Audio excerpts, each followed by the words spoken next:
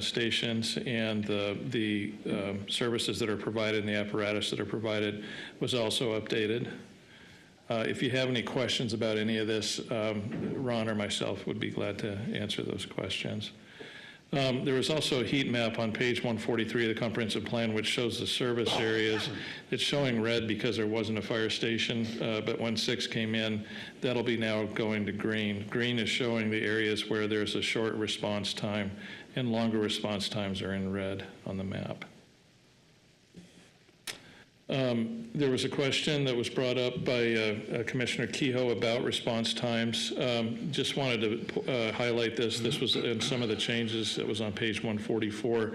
The times, or the response times that are reflected in the comprehensive plan are an industry standard, and the Fire Protection District is seeking to achieve these standards. And they are striving for a 90%. The objective is to achieve 90% of these. So the first two, 80 seconds and 60 seconds, has to do from alarm to unit on route. And then the 5 minutes and 20 seconds is the first emergency engine company, and 5 minutes or less response time for emergencies regarding medical incidents. So that's an industry standard that they're striving to achieve.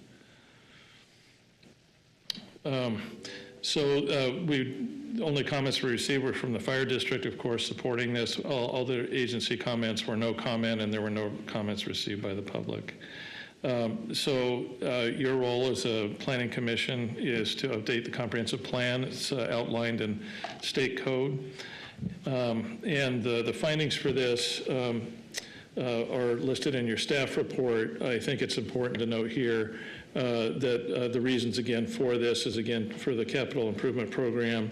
They're necessary for that update, the impact fee program, and to also give the public an accurate accounting of what emergency services are available in the community. The staff recommends that this be approved, and it brings things to a current and accurate information level that we like to sustain in the comprehensive plan. And with that, the motions are on the table, and I'd be glad to take any questions. I have a question for you. Well, actually, several questions and a comment. In the correspondence, it says we got an email from the fire district. Can you please speak into the mic? Huh? Can you please speak into the mic? How's that? Thank you. Thank you. The fire district sent us a letter on June 27th of 2027, and I know we're a very forward-thinking agency here, but it wasn't 2027, I assume, right? Yeah, it should be 2024. 24, right. Also, in the packet was a development impact fee program, and it says that the impact fee is collected can only be used to pay incremental costs directly attributed to newly developed subdivisions and areas of the city. And it mentions that currently there are only 4 areas where the city of Nampa that can receive impact fees. That's the police department, the fire district, the parks department, and streets. And then only can cover Nampa bridges, traffic signals, and roundabouts. Well, I don't get the roundabouts. So Commissioner Kehoe, perhaps, Ron, could you speak to the impact fees in terms of how they're applied? Oh, yeah.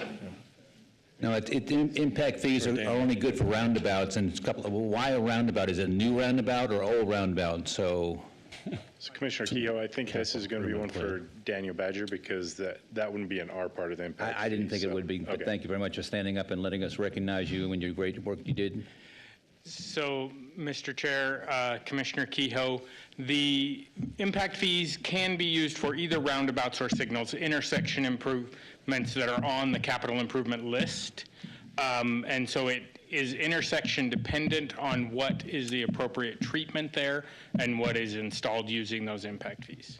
So it has nothing to do with time, whether it's a new application or an old application? No, we evaluate each intersection to determine what is the appropriate intersection treatment there, and that's what we implement. Okay.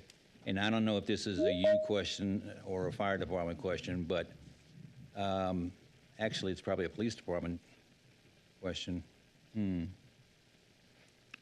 it's impact fees, I can probably answer it. Well, it concerns their request for future of the police department and how they want to look at things. And in the past, they want to have substations. Correct. That is the direction that the police department is looking at now. We've had substations Yeah, I was gonna say in we've the had them past. 7 or 8 years ago, they had substations. We had substations really prior to the current police station that we have now. They had some various substations around the city, and then they consolidated in there. We're growing to the point now that it's making sense to have some satellite substations throughout the So city. they had them before, prior to the new police station. Then the new police station came along, and they stopped them, and now they're getting busy again, so they want to go back to the old method. Correct. Okay, that's all I need to know. Thank you. Oh, wait a minute, one more question. You've reached In your mind. quota. Was already answered. I'm good. Good. I'm really good, but thanks anyway. Mr. Chair, I had a quick question. Was that Jeff? Yeah, that was me. Oh, okay. For, So these for Doug. Just in some of these sections, it's specific to the number, like in 7.3, 2.2, to 106 contract employees. I'm just wondering, is it necessary to put specific numbers in a comp plan like this? Because it seems like those issues or those items might change pretty quickly if they add employees or administrative employees or whatever. But I don't know if that's just something that's necessary in a comp plan, that detailed or not. Councilmember Kirkman, that my assumption is it's needed for the capital improvement program. Got it. Thank you. any other questions? Okay. We will open public testimony for this comprehensive plan text amendment. Madam Clerk, is there anybody signed up? Mr. Chair, there is no one that did an advance sign up for this item. Okay. Anybody in the here this evening that would like to speak for, against, or undecided on this item? Okay. Anybody have any additional questions for Mr. Johnson? Or do you have anything that you'd like to add? I have like one question for you. So on the north side of Nampa, we have one, this was asked, and they said, well, the fire department will be here next week, or next meeting, so you can ask them then. But we've got a lot of fire stations south of the freeway. What's the plan for north of the freeway as high schools get built and other schools get built and more people are Yeah, added? so, Chairman, we are looking at building additional stations north of Freeway for sure. One site is working together with St. Luke's out there on Midland and Ustick. There's a site there where they've been interested in working together with us and possibly police. And so we're looking in that area. We have some property on Ustick and 11th Avenue North. So, yeah, we have several sites up there that there are definitely targets in our future. So, Cool. Thanks. Just curious. yeah, no problem. Hey, Mr. Chair, this is Jeff again. I apologize. I have a follow-up to my question to Doug. I think we're good, Ron. Thank you. Doug? Go ahead, Jeff. So Doug, yes. So Doug, if those numbers, I'm sorry, just to follow up, if those numbers do change that are in there now, does this comp plan have to come back to us again? Or is that such a minor change that it doesn't necessarily have to come back for a review? Yeah, Mr. Chair and Councilman, or Commissioner Kirkman, the comprehensive plan will be updated by state statute. It has to be updated about every 6 months, mostly with information that has to do with the map and the future land use map. When it comes to specific details like this, it's periodic, and it's when we go back to the departments and ask for updates. If the fire department or fire protection district feels that they need to update that number, they'll come back to us and make that request that we move that forward. But largely, the details in the comprehensive plan, the specific numbers that we have, those are in constant flux. And so we have to capture it while we can, and then we'll do it on the next round. So. All right, got it. Thank you so much. And Mr. Chair, this is Rodney. I just want to make one quick clarification. I don't think he intended to say it this way, but the 6-month timeframe is required by code to allow people to request comp plan amendments. It doesn't mean that we have to come before you with a comp plan amendment every 6 months. Right, okay, got it. Mr. Chair, I'll make a motion that we close the public hearing. Second.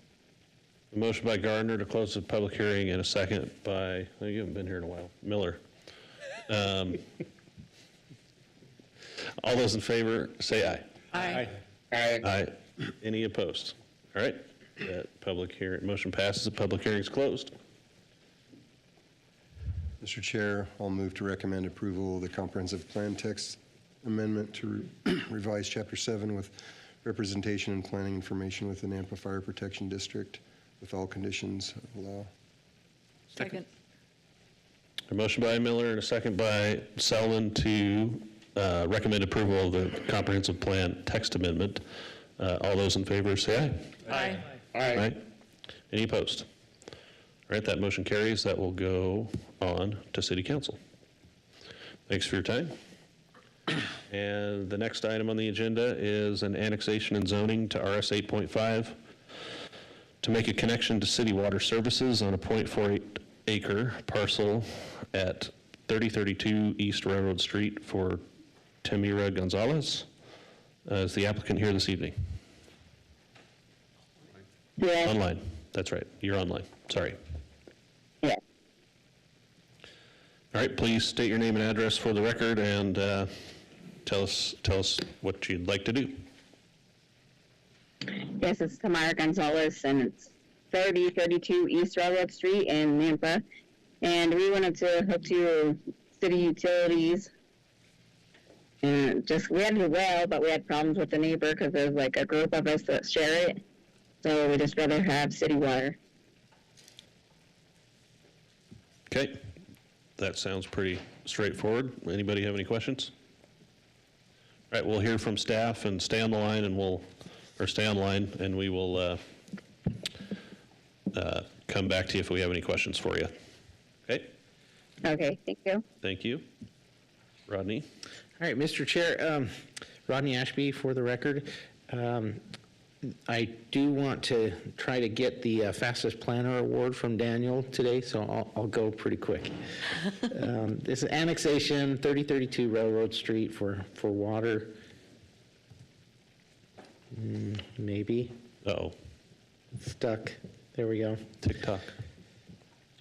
All right, so the recommendation from staff is approval. As you can see on the comp plan, it's medium density residential.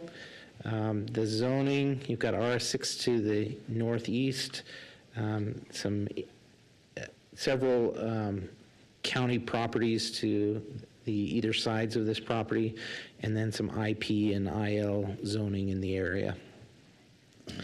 Services are available to the site, and you can see those in Railroad Street. You know this code, you've seen this before. We have 3 criteria that must be met in order to approve an annexation. This is by state code and then also city code as well. These are the zoning code requirements and criteria that you must find to approve this. And you've seen those before, but here are the bulk requirements for a principal structure in the zone, and the lot sizes that are allowed. Again, this is I can't remember the size, but I think that I believe it's over the size. I can't remember, but regardless, it's an existing single-family home that we wouldn't require anything different. So here's engineering's comments. The primary one I want to highlight is that they're in the floodway of Indian Creek, And so anything they do to the property, will just need to have a study done and go through the proper permits to do anything on that property. A little more extensive than usual. And that really was the only correspondence we received. These are some of the findings that I found as I was looking through the comprehensive plan. Here's the proposed conditions of approval that were the engineering comments, and all of the findings detailed here for both annexation and then zoning. And then here's a couple of motions for your consideration. They don't need to, do they need to do a floodplain study just to connect the water line, or is it just any other building, like to pull a building permit? No, they would not need to do anything for the water line. It would just be if they were to add structures or something of that nature. We have submitted the new FEMA maps for Indian Creek to, the new floodplain maps to FEMA. They're under review and approval and should be adopted here in a few months. That will likely reduce the impacts of the floodplain to this property at that time as well. Okay. Thank you. Any other questions? Great. Go ahead and open public testimony for this application. Madam Clerk, do we have a sign-up sheet?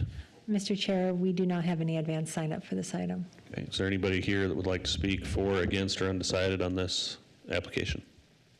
Now is your chance. All right. Make a motion, we close the public hearing. Mr. Chair, Yes. I'm sorry, I just want to catch you before that happens. Just need to get somebody, give them an opportunity Right. to close. Yep. Do we have to act on the motion? Or can we just pretend that didn't happen? Okay. All right. Someone could Rescind the motion. rescind their motion. I rescind my motion to close the public hearing. Thank you. If you rescind a motion, does it have to be seconded? Just curious. No. All right, thank you. Learning all sorts of new stuff. All right, Ms. Gonzalez, do you have anything you'd like to add or any questions you have for us?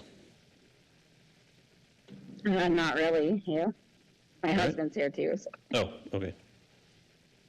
we're good. All right, thank you. Make a motion to close the public hearing. Second. Ooh, stole a second. You didn't give me a chance. We have a motion by Commissioner Gardner, a second by Miller to close the public hearing. All those in favor say aye. Aye. Aye. Aye. Any opposed? All right, motion carries. Public hearing is closed. Mr. Chair, I move to recommend approval of the annexation and zoning to RS 8.5 zoning district to make connection to city water service on a 0.4 acre parcel at 3032 East Railroad Street for Tamara Gonzalez with proposed conditions and formal findings. Second. The motion by Miller and a second by Gardner to recommend approval of the annexation and zoning to RS 8.5. All those in favor? Aye. Aye. Any opposed? All right, that motion carries. That will move on to City Council. Thank you. Moving right along to the next item on the agenda is a subdivision preliminary plat approval for Falcon Townhomes subdivision in a RD zoning district totaling 7.77 acres at 0 Lake Lowell Avenue for Delta LLC representing Atal Karim for the original concept of 1 common lot, 44 buildable lots for single-family attached dwelling units in 12 3-unit buildings and 4 2-unit buildings. Mr. Chair, Yes. I need to announce, I live in the Copper River subdivision, and I know several people that are testifying, and I just need to make that known up front. I don't have a conflict of interest, but I wanted it on the record. Okay, thank you. Is the applicant here this evening? All right, come on up, state your name and address for the record.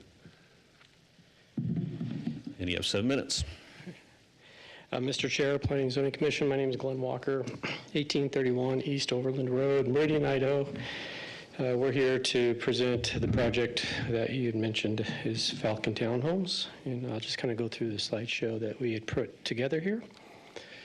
The history of the project: in 2006, approvals for 44 units of and duplexes was presented, and then in 2021, Mr. Attal applied for 76-unit fourplex, but that was denied by Planning and Zoning. And then in 2022, Mr. Attal applied for a 56-unit fourplex, which at that time was approved by Planning and Zoning, but it went to City Council, and then it was denied by City Council just shortly after. And then now we're sitting in front of you here in 2024, applying for a 44-unit townhome based on City Council's recommendation. The site plan of 2006 has been modified to meet all the easement requirements.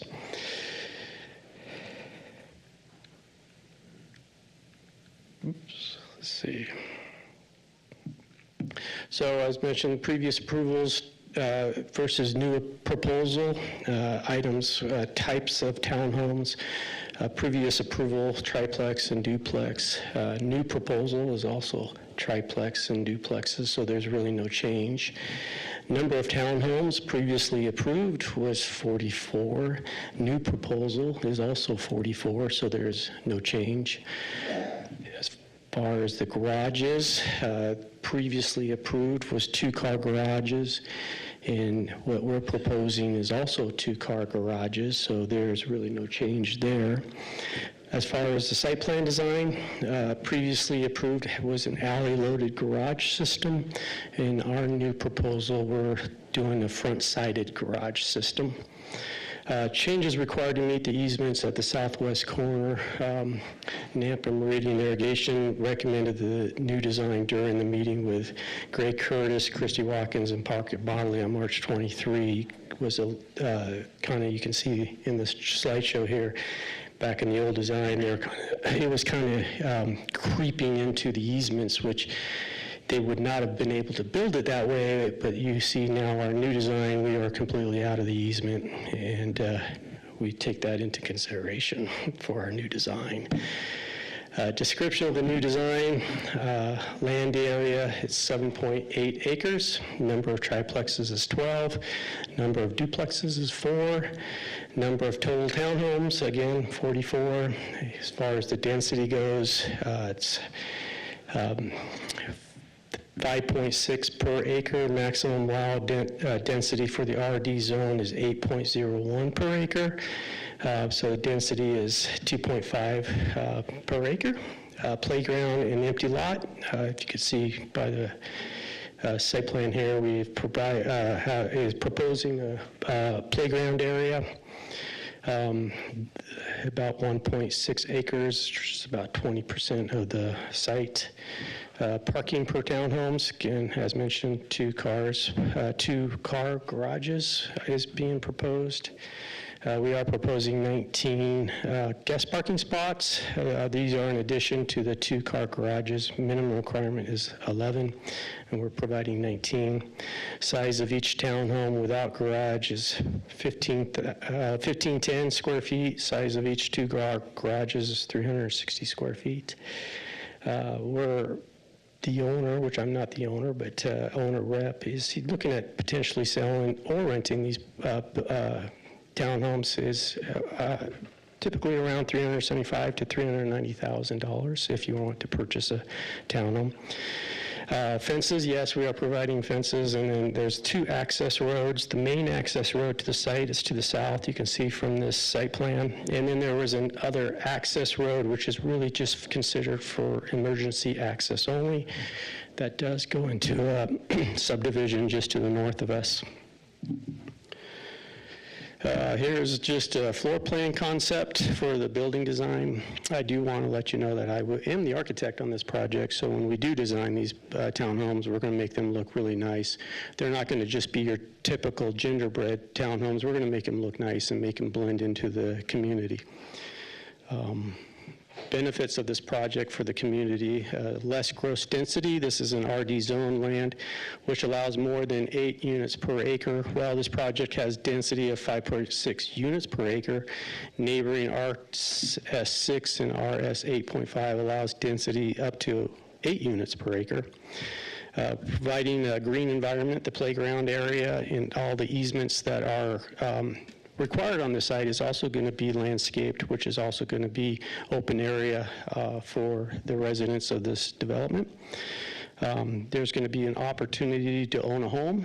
Medium income to first-time home buyers will have opportunities to purchase homes in this development, which we believe adds diversity to the community, more young people, and will also help the economy to be sustainable. That's pretty much it in a nutshell, and I have Atal here who can come up and answer any questions as well. Anybody have any questions at this time for the I applicant? do. Okay. Can you tell me, like, because we have the canal that runs along Lake Lowell, correct? Yes. And then is that a service road for the canal system? Yes. Yes, it is. How is the landscaping going to work, and then what type of fencing are we going to use, and where will that fence be located? Well, the road itself is not going to be touched. It's going to be still to maintain that dirt road that the irrigation district uses for maintaining the canal. But on either side of that, we're going to be landscaping it. We have a little small strip of land that we will landscape. It's not going to be weeds, obviously. And then on the other side, where the townhome side is, that's where we're going to be providing trees and landscaping as well. And you can kind of see that from the site plan that we provided. Yeah, I just couldn't see, am I not seeing trees out there by the road, by? Not on the Lake Lowell? road. That strip is pretty small, so we're not Yeah. really going to be able to plant any trees in that little tiny strip. But on the other side, which is the townhome side, which is the trees up against the townhomes, obviously, we're going to be planting trees and shrubs and all that fun stuff. When we Did you- submit for building permits, you're going to have the full-blown package of architectural and landscape design. We will have a landscape architect on board to design this project. Did you say what you anticipated as far as the fencing and location of the fence? Yeah, Atal, do you want to answer that? Hold on. Can he speak? He can speak. You guys say your name. Yeah, he just Yeah, just need stated name and his address for the record. Atal Karim. My address is 1261 East Regatta Street, Boise. Hold on. Can you say that again a little slower? Because we're taking notes and recording, so go ahead. My name is Atal Karim. My address is 1261 East Regatta Street, Boise, Idaho 83706. Thank you. Thank you. The fence will be located in the along the service road, and there is already a fence in the north side from the other subdivision. So I think we don't need in that part, but in the other side we will cover like all the way from the north to the to the south east corner. We'll have the fence. But in terms of the canal and the access road for the irrigation district, it's going to be along that line, along the line of the road? Is that what I'm hearing? Yeah, along the line of the service road, yes. Okay. And type of fence? Just like a 6-foot vinyl, or is it a wrought iron? What do you know? What? We haven't decided. Oh, okay. If there is any recommendation, we'll follow that. Sure. Thank you. Yeah, thanks. Any other questions for the applicant at this time? I have one. I have a question. Okay. You said that there's 2 parking spots in the garages. Are the driveways big enough to park in as well? Are they That is yes. So most of your Correct. So townhomes will have- really, you can have 2 cars in the garage, and if people want to park in front of the cars that are in the garage, then you have that access as well. Okay, thanks. That's up to each owner. So if an owner owns 3 cars, you can have 2 in the garage and 1 on the driveway. Thank you. How much additional parking did you say already? I guess you'd call it guest parking? That was 19. 19. Thanks. Any other questions? All right, we'll hear from staff and Sounds good. I'll let staff chime in. hang around. We'll probably have more questions. Parker. Ooh. Second to last staff report you'll ever get for us. Thank you, Chairman and Commissioners. The action requested from you tonight, this is approval or denial of a preliminary plat. This Copper River Basin to the north, RS6. To the south is Carriage Hill North, that's RS 8.5. To the east is currently vacant land, zone BC, commercial. And to the west is RA, and that's a single-family home. Utilities, emergency services can be made available to the property, and there's adequate capacity as far as city water, sewer, pressure irrigation. The applicant covered some of the history here. I'll give a little bit more detail. In 2006, annexation was approved to RD, as well as a future land use map amendment from low density to medium density. Then with that annexation, there was a development agreement, which came with the concept plan that was shown, 44-unit duplex triplex project, and that was about 6.14 dwelling units an acre. In September, we met with the applicant as well as engineering and fire, and they came forth application in then September 2021 with a plat and a development agreement modification. That was for 9.74 dwelling units an acre. This body voted to deny that. It went on to City Council, and they remanded it back to the P&Z Commission with some changes. And then in April, they came back with a new plan and modifying the development agreement again, this time 7.17 dwelling units an acre. This body voted to approve, and City Council voted to deny that modification request.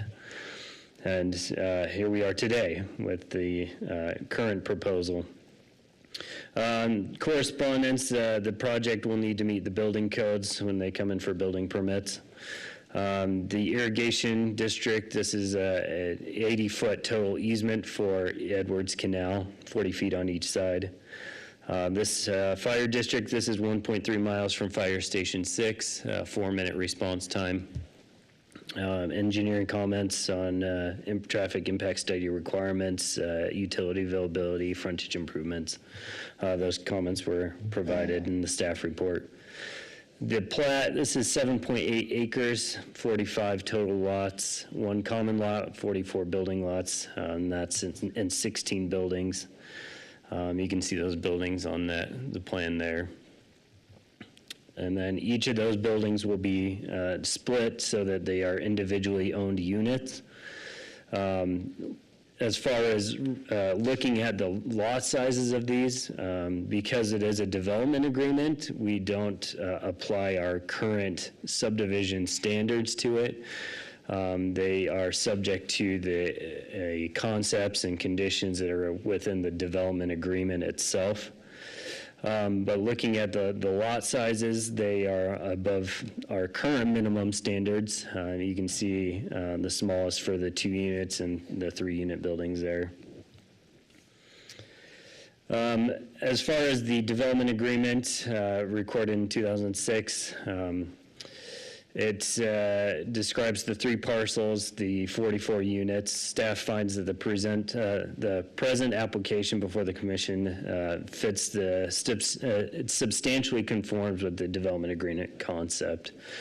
The minimum maximum lot sizes, again, they must be in substantial conformance with the concept plan. Again, we're not applying our current subdivision standards with the development agreement that's in place.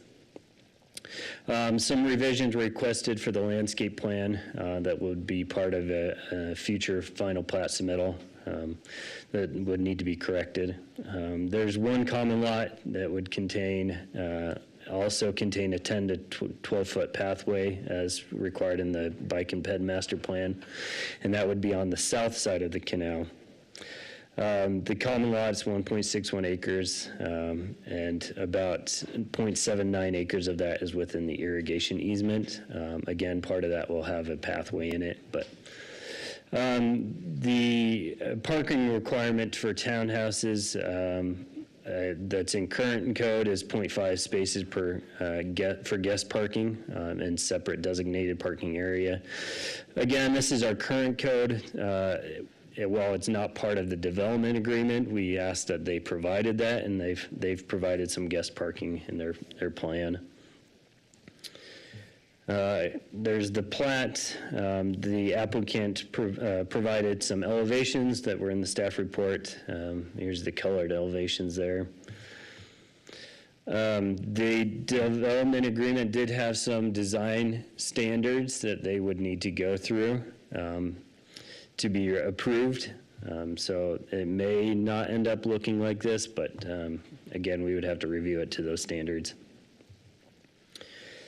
The recommended conditions are in the staff report, and any that you wish to add. A motion is there for you, and I will stand for any questions. Hey, Parker?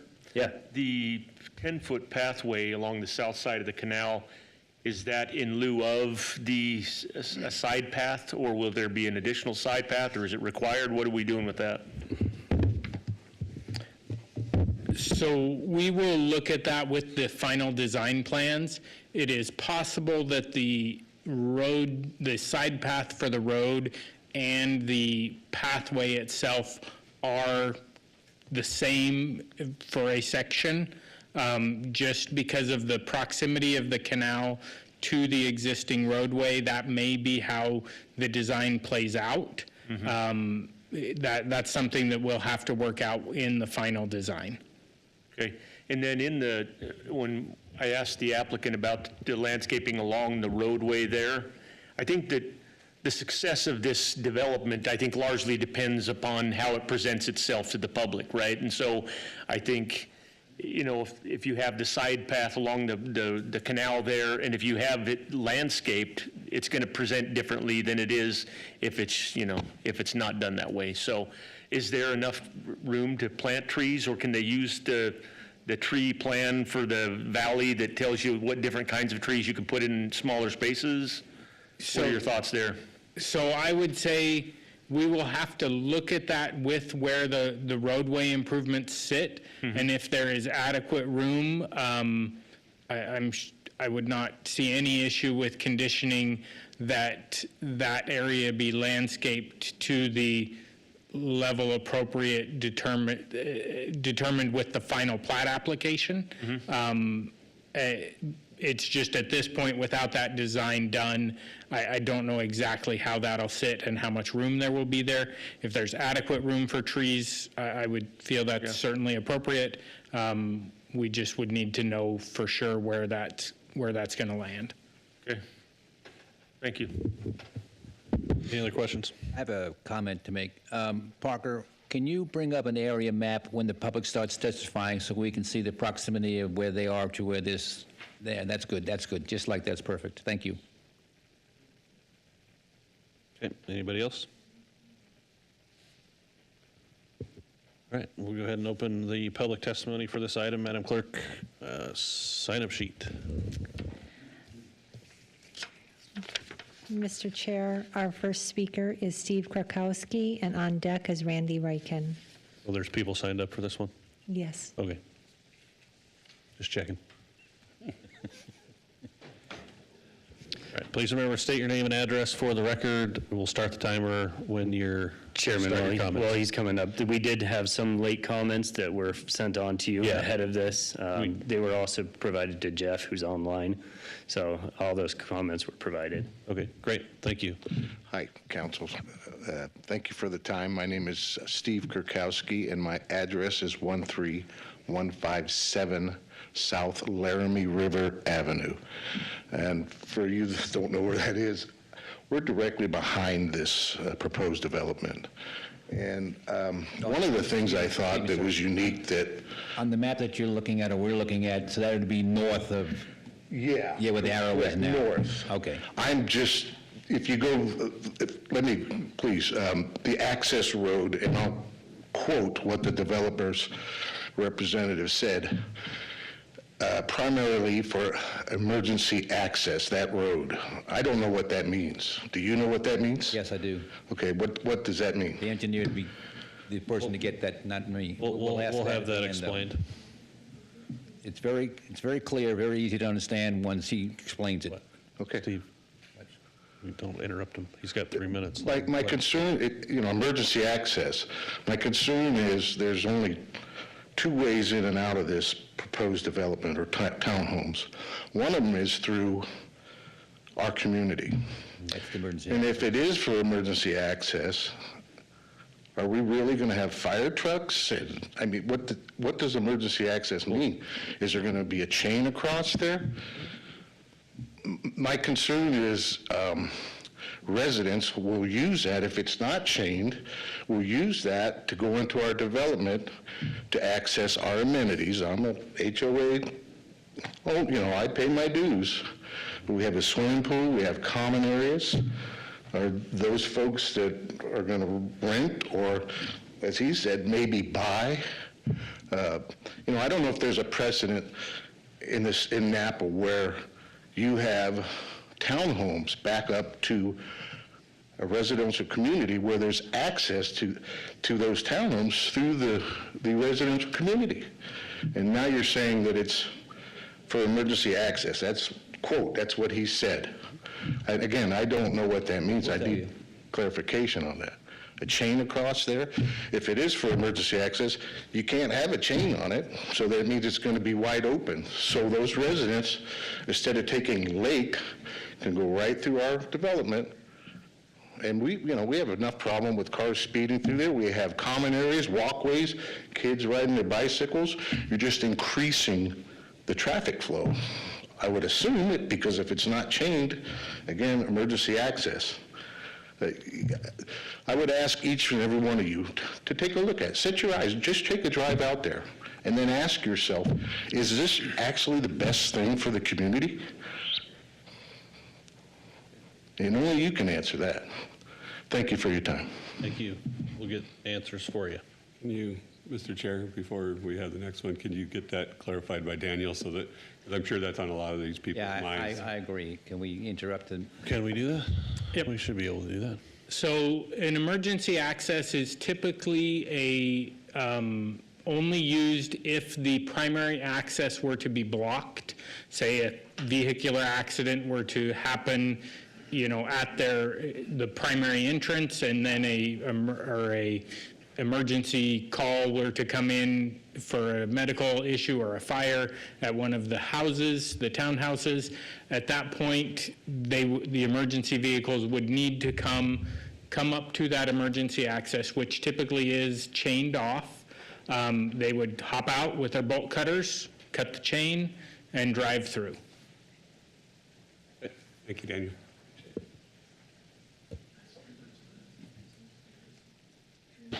Next on the sign-up sheet, please. Mr. Chair, our next speaker is Randy Ryken, and on deck is Fable Budenbrock. Thank you. That map is even better. actually didn't intend to speak, so Got it. Thank you. Mr. Chair, could we ask what their position is for the record? Oh, yeah. Are you for, against, or undecided, sir? undecided. Okay. Thank you. Thank you. Our next speaker is Fable Budenbrock, and on deck is Cheryl Higley. Fable Budenbrock, 12769 South Transport Way, right in the heart of Carriage Hill.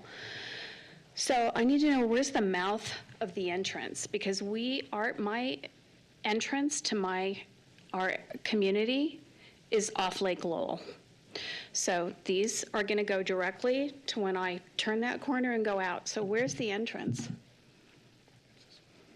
I know, but where is that on Lake Lowell? I can't figure that out. Right straight across. So literally across from the entrance to our development. That's the safest place to put it. Okay. So I have a few comments. We are originally from a density area. We moved out here for space and community and, all that. So I just want to bring up a few points. I don't know if you know, but The mouth of our community is where the school bus lets off all the kids. Okay? None of us like to think about crime. None of us like to think about any of those things, but I have to think about it. These are the kids in our community, little kids getting off the bus, and now we have all these people. And I can guarantee you, most of these will be rentals, and they're going to put lots of people inside of them.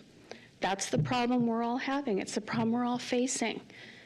So they're going to have not 2 people or 4 people, they're going to have 6 and 8 sometimes. So these 44 are a lot more human beings and a lot more cars. 19 parking spaces is not going to cover it.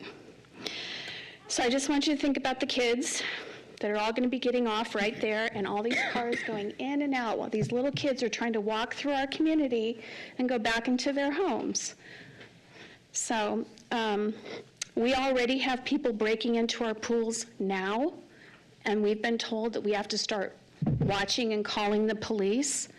So now we're going to have all this density. And the gentleman who was worried about people going through their neighborhood, it's almost a guarantee. I keep hearing from city planning that we need affordable housing. Well, my husband and I had to leave our friends, our family, and everything we knew because everything became unaffordable. So no one's owed affordable housing and exponential growth all the time. My council members is not always, it's usually not the best thing, and we need to grow slow. We need to grow thoughtfully and be aware of crime. The denser you get, the more people get crazy. I don't know what it is, but it's the truth. And 10 seconds. And I don't think it's fair that we help a group of people, which is wonderful, and we should do it thoughtfully, but then a whole other group of people get hurt. I think it's your responsibility to not hurt a group of people and ruin their real estate prices and bring in crime to help someone else. We should do it a different way. Thank you.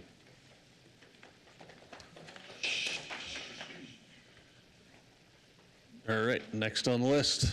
I Mr. think I heard Ms. Chair, Higley. our next speaker is Cheryl Higley, and on deck is, I never can say his name, Slobodan. Yes. Good evening, Commissioner Chair and members. Happy to see you this evening. Sorry I'm not very organized tonight because I just got in at 1 a.m. from attending my son's wedding. Oh, my name, or my address is 12441 South Abbott Downing Way. You'd think I know that by now.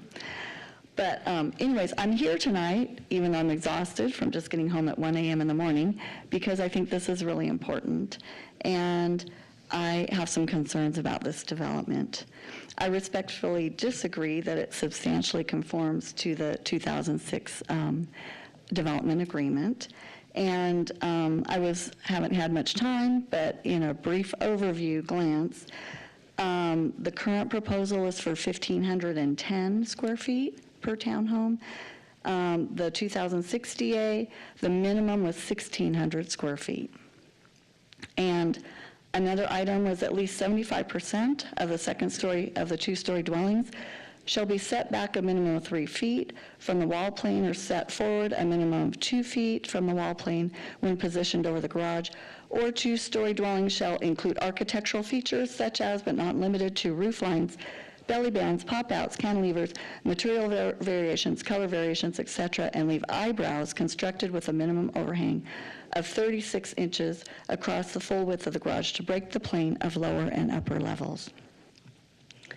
And in the packet, which you all have access to, I don't know, I'm not an architect, but it doesn't look like in this rough drawing, now I know this isn't the final, but we would definitely like to see that if these townhomes, if you approve these townhomes, that they would match the surrounding areas, which do have nice features on them.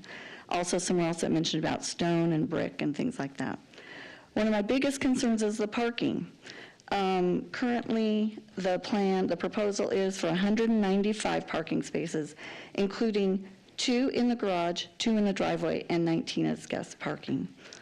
in the original, the 2006 development agreement, there were 202 parking spaces without counting the garage spaces. So in the exterior perimeter of the development, it had a street going around the perimeter, which provided a lot of street parking for the extra parking. My son lives in a condominium, and every night he has to go searching for a parking spot in the neighborhoods because that development was not built with enough parking. Anyways, I just ask you to please consider these, and as it's proposed, I would ask that you deny this proposal. Thank you very much. Thank you. Mr. Chair, our next speaker is Mr. Stefanovic. I can say the last name. Good evening. My name is Slobodan Stevanovic, and I live on 11244 West Rosette Drive in Nampa. And I know that this was approved for 44 units, so I wanted to stay as it was originally approved. And I have mostly concerns like Mr. Gardner. I want it to be appealing and to look more like surrounding areas, and so it's not an eyesore to everybody to look at it. And I agree with what Cheryl said. So exactly, she said everything I wanted, and I wanted those parking lots to be like so they don't overflow and go in my neighborhood or Copper River neighborhood. And also I have the question regarding that emergency access. There is going to be probably 2-lane streets, so are the people from this community going to park in that aisle even for an overflow? So they will not be able to go with a car, but they might use that for a parking. So if they live in those two buildings right next to it. So, and I would recommend lots of trees so they conceal kind of how it looks, the whole neighborhood. And what other people were saying regarding the HOAs, we are paying HOAs to maintain our area, and putting like this kind of community, it's kind of, we are paying for them to enjoy. So I don't think it's fair for Copper River nor us. And I think the Copper River has more like outdoor activities for kids, so probably lots of their amenities will be used by this community because they will not need to cross this busy road. So, thank you. Thank you. Mr. Chair, we do not have any more advanced signups. No more? Okay. Is there anybody else here this evening that would like to speak for, against, or undecided on the application? Come on up. State your name and address and tell us what's on your mind. Never done this before. Okay. My name is Alwina Studley, and my address is 1123273 Tualatin. My backyard is, my house is on the corner of that road. That emergency road is right there on the corner. And my backyard is facing that fence. Most of the people on that fence, their view isn't the front of their house. That's just a bedroom window. Our view is the backyard. So I'm looking at my fence from my living room, my dining room, my kitchen. So now if this goes through, I'm going to be looking at somebody's window. I mean, that's butted right up to my fence. I just think, we just moved here from Colorado, and we wanted privacy, quiet, and now this is going to go in, and we weren't even told that they were going to do this. So, and we've only been in there a month, and it's just not a comfortable feeling to look at somebody's window. Mm-hmm. So, thank you. Okay, thank you. Come on up.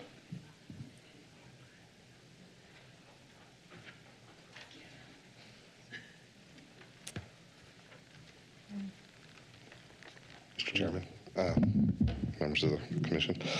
My name is Zebediah Haynes. I live at 11144 West Monroe River Street. I am also in the Copper River Basin on the opposite end of the next block over. I have numerous concerns about this because, much like everybody else, we've had concerns with people in neighboring communities I'm coming sorry, in. can we and get that address again? It was really fast. Sorry, 11144. Oh, Zebediah, Zebediah. Last name Haynes, no I, no I. I think I covered it.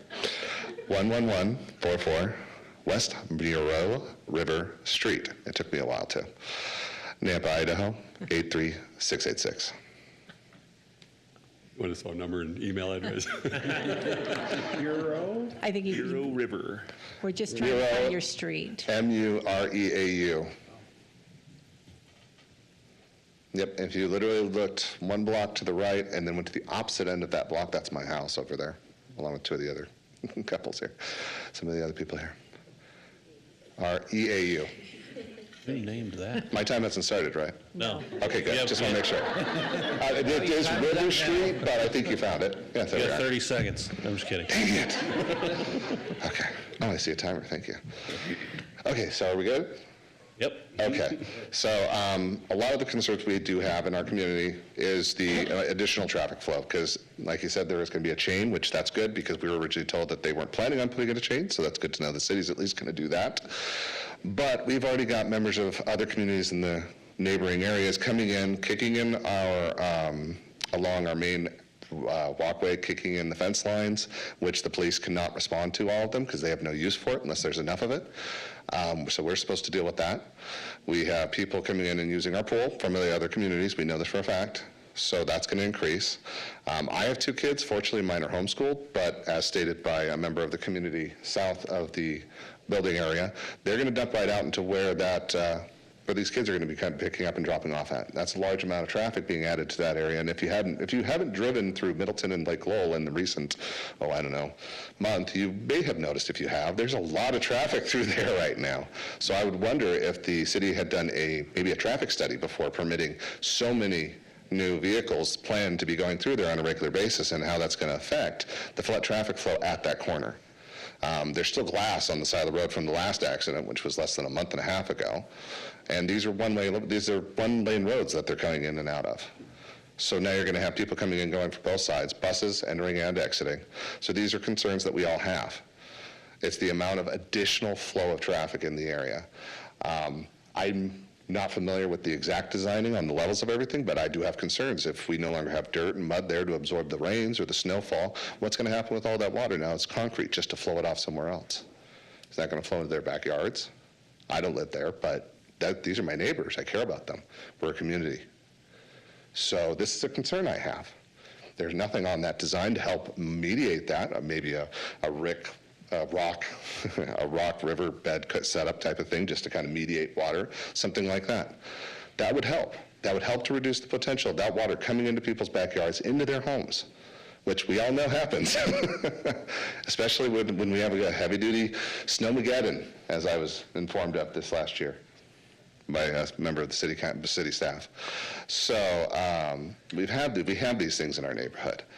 We have a problem with traffic going on through there. Reality is the chain going to be enough? I don't know. We would hope that it would be. Doesn't mean it's going to be, but we would hope that it would be. But what happens when it gets cut? Then they start using, is it a thoroughfare? Because there's not going to be a police officer staying there. So I understand the idea of having the emergency access. That makes perfect sense to me. But to be able to enforce something like that is almost impossible. If they weren't going to use our neighborhood, what would they use? Couldn't you just build that in? Instead of using our neighborhood and adding to the potential dangers to the existing neighborhood, the people that had already purchased in. The original plan is different, 4, 3, but they also didn't have it lined up with our community at the time. Mr. Chair, time. So thank you. Thank you.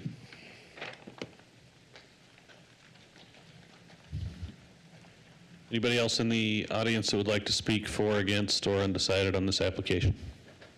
Come on up, sir.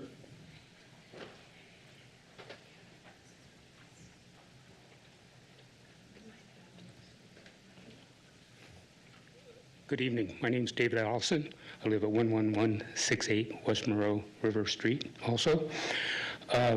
My concern is drainage.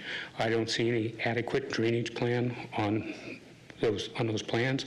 And if you look, the Highline Irrigation Canal is actually higher than that lot, and the Copper River subdivision is actually lower than this proposed lot.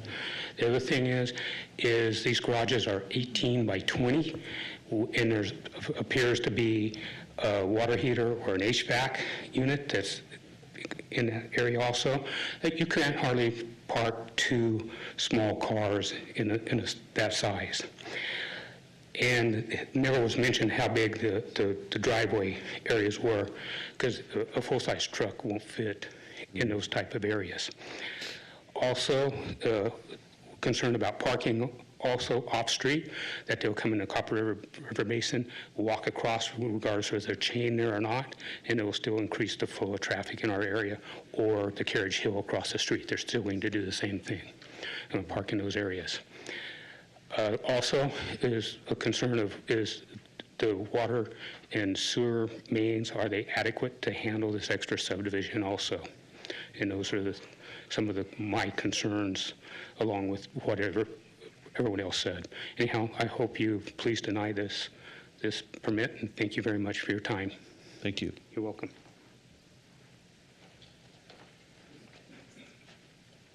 Right. Anybody else who would like to speak for, against, or undecided on this application? Now's your time. Right. Hope you're taking notes, Glenn. Come on back up, and you can address the concerns, answer questions if you have answers, and then we'll ask you questions if we have questions. Mr. Chair, Planning and Zoning Commission, Glenn Walker, 1831 East Overland Road, Meridian, Idaho. Again, I do respect all the comments that have been made, and I do know I've been in the business for almost 30 years. I've been doing planning, zoning, and city council hearings all the time. There are a lot of times that my projects go through smooth. There are a lot of times my projects are not go through pretty smooth. As far as, access and people and parking and drainage, I'll try to go hit on all of them fairly quick, I'm sorry. As far as the access, the north access road, that one that's we're considering a emergency access only road, we're not the developers of that development. We didn't develop that property to the north.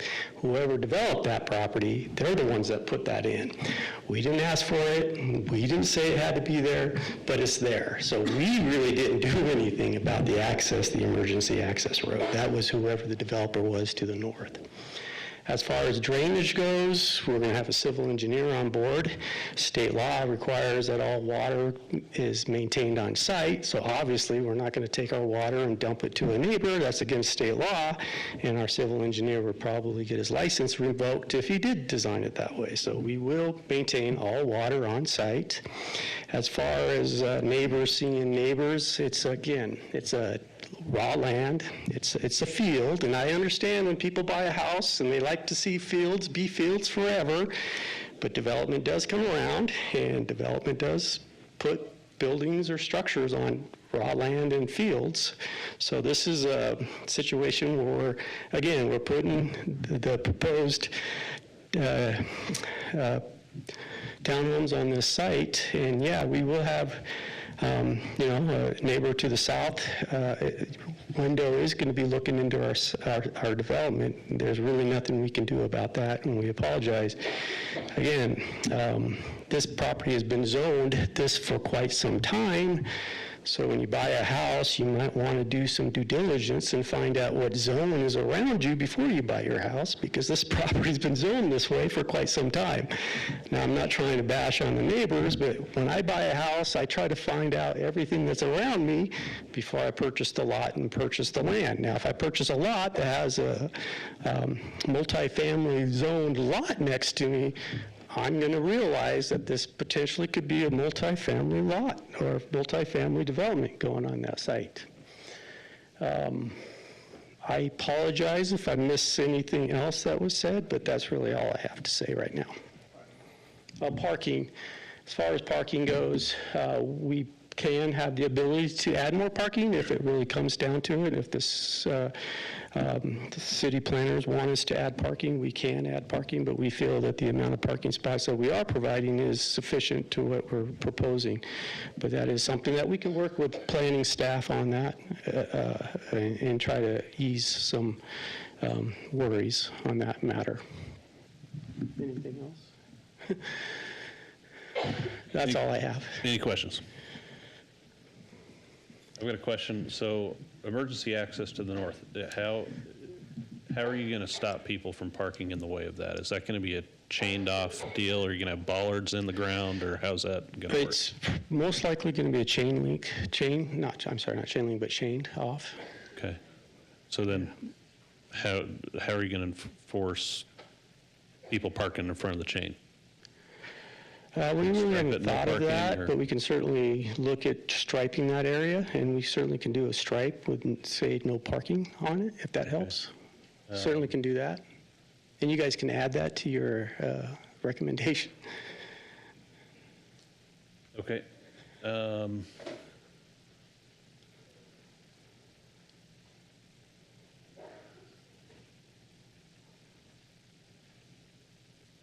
think that's all I got for now. Anybody else? Okay. All right, thank you. Entertain a motion to close the public hearing. So moved. Second. We have a motion by Commissioner Kehoe to close the public hearing, second by Miller. All those in favor, say aye. Aye. Aye. Any opposed? All right, that motion carries. Public hearing is closed. Mr. Chair, Yes. question for Mr. Parker, if I may. Mr. Parker, does the city require a sign on these emergency access roads that says no parking, emergency fire exit, or something like that? We do not necessarily require a no parking, though we can certainly do that in this case. It is required to have a sign that emergency access only. I mean, all right, thank you. Thank you.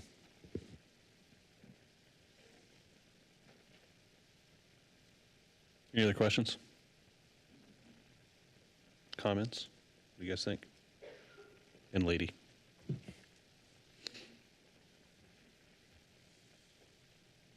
I'll make an observation. I live in a subdivision that has a swimming pool, and I don't care what you do, you're not going to keep your neighbors from using your pool. They're going to find that pool and they're going to swim in it, and they ain't paying nothing into your homeowners association. They're going to use your pool. So if you want to have that happen, build a pool. You don't want it to happen, don't build a pool. Period. So, question for staff. The DA, I know we're just talking about the plat here, but development agreement and the design, that will have to conform to the DA from 2006, right? As far as the concept plan, yeah, it should be substantially conforming with that. There's conditions in there that are legally questionable as far as some of the architectural things that have been challenged in the past. Okay. But we do intend to require design review. So that's checked when design review approval happens. Yeah. Okay. So Parker, does that mean that this will go through Design Review Commission? Correct. Yeah? Yeah. Okay.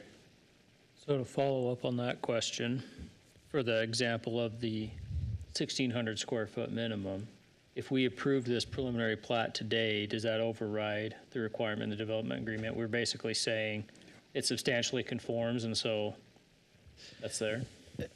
We've been advised by our attorney in the past to kind of just pretend like that's not even there because it's not legally allowed by federal law because of housing. The square footage limits aren't, is that what you're saying? That's correct. We Okay. can't require that they meet a minimum square footage in this. And we had a finding against that exact scenario from fair housing, on the fair housing law. Okay. And so ever since that finding occurred many years ago, we've been really sensitive to that. And every time this comes up, and I look to our attorney to confirm this, but in the past, we've talked to our attorney and they've said, we can't even consider that as part of our approval or denial or anything. It's just, it's not allowed. So just to keep bogging things down with legal questions like I like to do, if, let's say there is a provision that is legally enforceable, but we say it's, I don't know, close enough. It substantially complies, it meets the spirit of the law. Is that what is now legally binding moving forward, or does that DA still have power? I'll look to our attorney for that one. So the DA language is what runs with the land, right? So arguably that can be enforced against a developer. Now where it becomes difficult is when a developer develops the property and turns it over to homeowners. Can you enforce a restriction against homeowners? Some, yes, it's easy to do. Others, not so easy to do. So there's no real easy answer for that. I'll give you the standard legal answer is it depends. It depends on the circumstances. So. Okay. Thank you.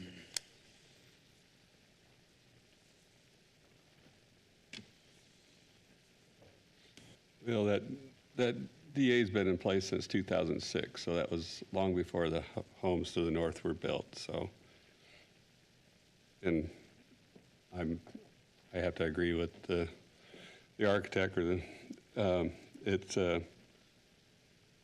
that's all public record. And if you were buying your house there, you could have found this out before you bought your house.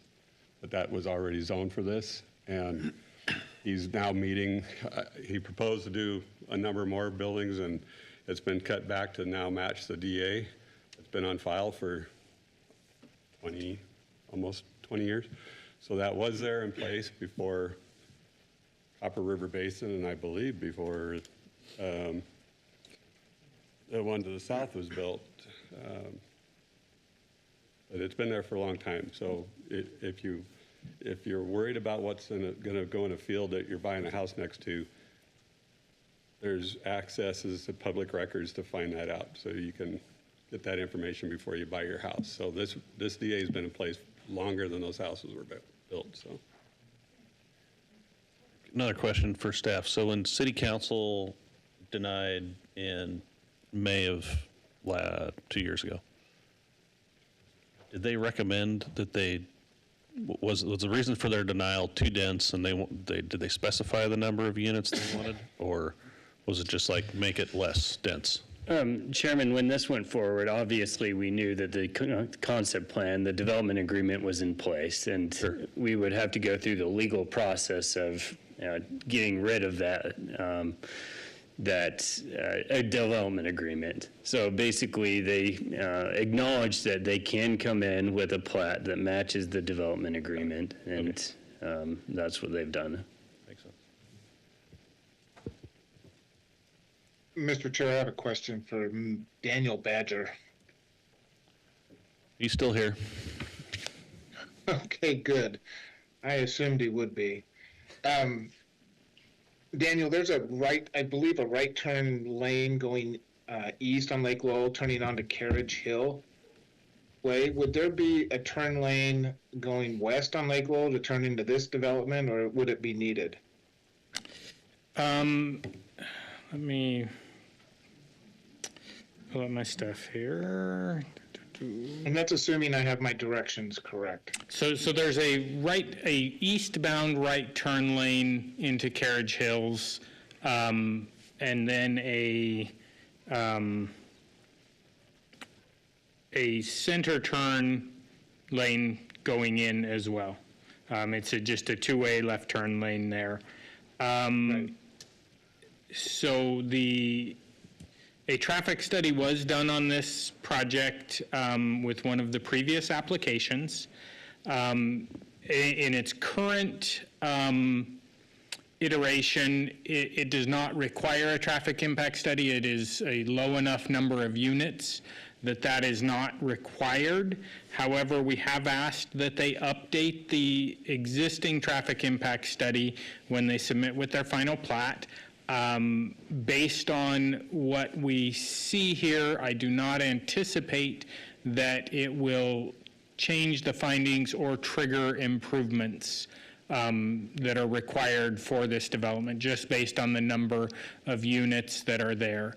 If the city had required the existing substreet from Copper River Basin to extend through as a public street, That could have potentially changed the traffic numbers coming out there to where I might anticipate some improvements being required just from the number of units in Copper River that would potentially then use this as well. But with it just being these 44 units, I don't anticipate that that update that they will do will make a difference to trigger improvements. Thank you. And you brought up a point that I was kind of thinking about, and then I forgot. But there was some concern about from people in the audience who testified about the possibility, and this is just a comment that I have, Mr. Chair, but the possibility of traffic going through that stub street through Copper River Basin. I think looking at it in reverse, there would probably be more if that was not an emergency access and the chain wasn't there. There would be more people in Copper River Basin going through this little development to get to Lake Lowell than I think is what the concern was in the reverse. So I just want to point that out because, but with the emergency access there and the chain across that, you're not going to have any of that through traffic whatsoever. So I think that allayed a lot of concerns that might have been.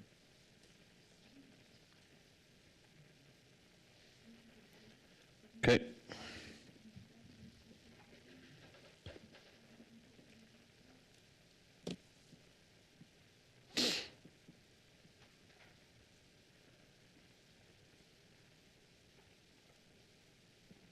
Anybody else? I mean, I think it's all been said. This has been zoned this for years. They were literally here first. This is what we need. We need housing diversification. We need more housing in the area. They're meeting the requirements of the development agreement. They'll improve that there. I mean, like they said, there's already the turn lanes there. It's lined up how it needs to be. I mean, I don't see how else you develop this property. Could have been worse. Yeah, to me, it's clear. I'm in favor of it. It's how it's supposed to be, and all the concerns, while valid, are easily answered. And yeah, agree. I'm in favor of it. Hey, Parker or Daniel, I guess, will we have an opportunity to see, in regards to the questions I had earlier about the side path, about the landscaping, do we have another opportunity, or is this something that needs to be conditioned now? Before, or are we going to see it again? Before? Commissioner, this would be the opportunity to add conditions. The final plat will be submitted, but it will come as a consent item to this body. So now would be the time to add conditions. Once the final plat's recorded, they can pull a building permit, so. What are you thinking, Matt? Yeah, I mean. Well, I would just, in terms of being sensitive to, the neighbors, I feel like that frontage really needs to be, taken care of, landscaped well, because it is the public face of that subdivision. And it's kind of unique because of the access road and the canal being on the road side of the subdivision. And so being sensitive to that. And so I don't know what it is, but I just think that there needs to be some trees, there needs to be, good landscaping done as it is the face of the subdivision being back set from the roadway. Mr. And so Chair. I think it could easily be neglected, right? That it could just, let's throw some sod down and be done with it. But I think it needs to be more than that, personally. I mean, that's just a thought, but So I don't have any plans on what I would say as far as conditions. I don't know. I want to make sure I understand, because there's the Ditch Rider Road, and then there's landscaping between that and the homes. Are you saying you want something between the ditch and the Lake Lowell? And Lake Lowell, yes, I think that needs to be addressed, because I think that it could easily be neglected. Okay. Is that part of their property? That little strip of Mr. land? Chair, Commissioners, to Commissioner Kirkman's question, yes, their property goes to the right-of-way for Lake Lowell.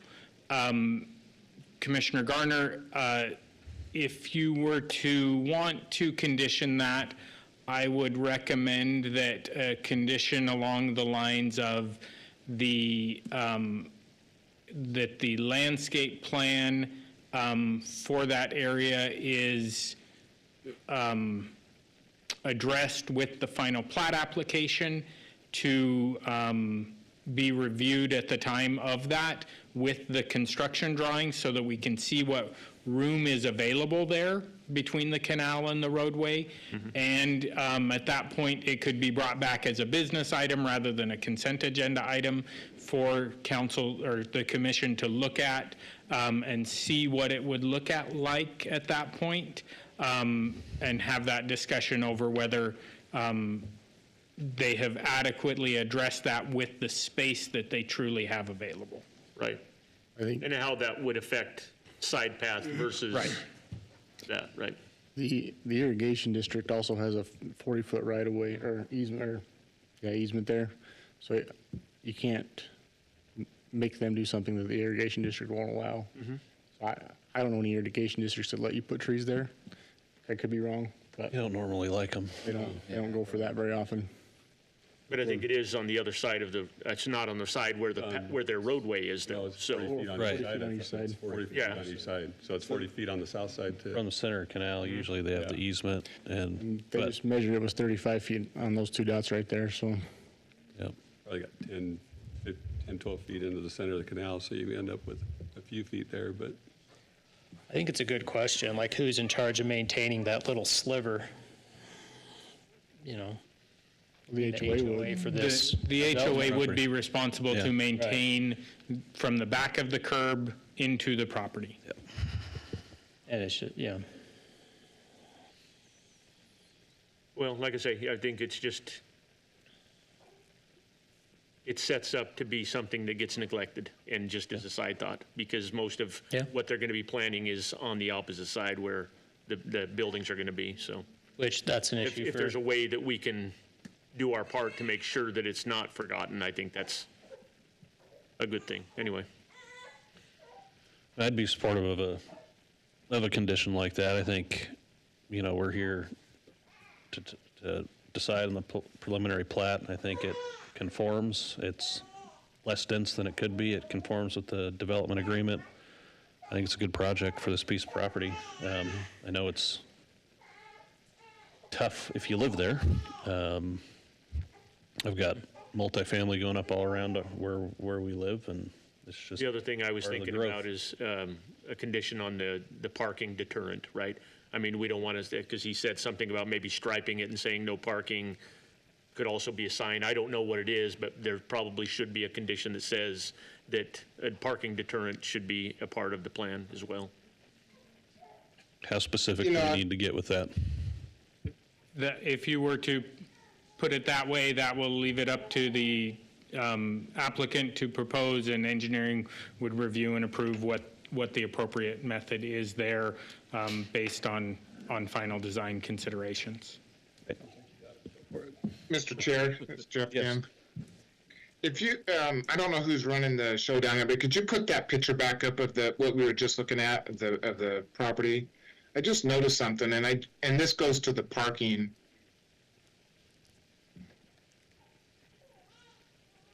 If you look on that stub street going into Copper River, there's 3 cars parked in that emergency access. And so I guess I'm just looking at the fairness, if you will. If you put up emergency parking or emergency access only, no parking on this side, then I think you should put it on the other side too, with Copper River Basin, because they're concerned that, and I heard some testimony that the concern was that they're going to use that for parking.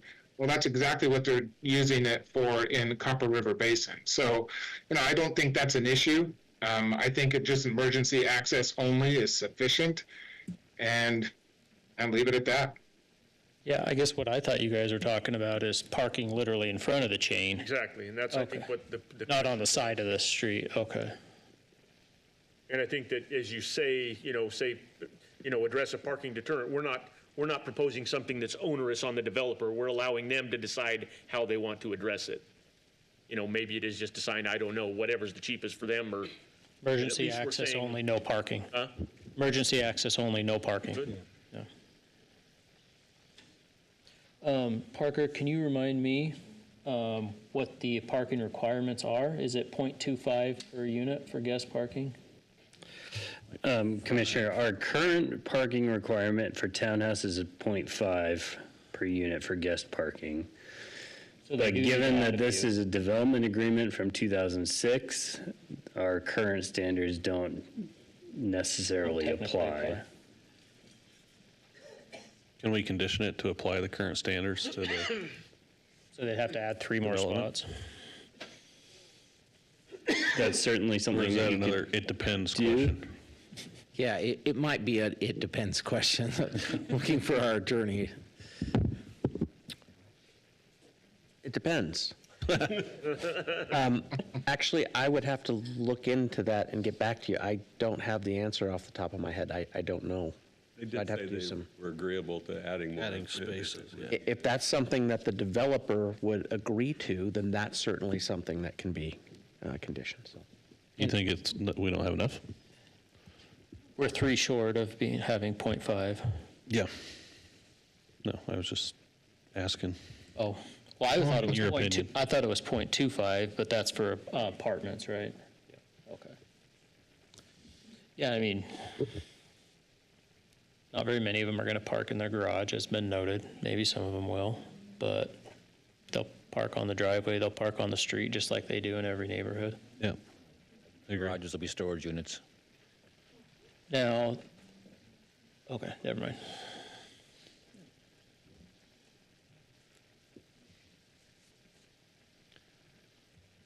What do you think, Commissioner Selman?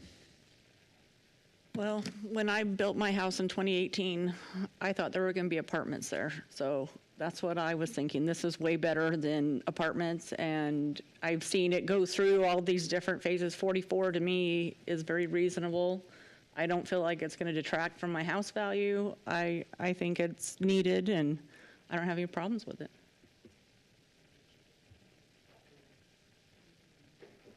Mr. Chair, I just want to remind, the decision before you is, does it comply with code? And is it substantially compliant with the development agreement? That is the question that you have to determine today. It's not whether the density is correct. It's not whether it has a negative impact on, other things. It's those two questions: compliant with code, compliant with the development agreement. Rodney, which code? Because I just asked about the parking code. Correct. Yeah. Yeah, the code at time of approval, and that's conditioned on in the development agreement. So that's why Parker's statement there in the motion on deny is it doesn't comply with you have to determine what it doesn't comply with in the development agreement, because at the time of that approval, they based their approval on the current code.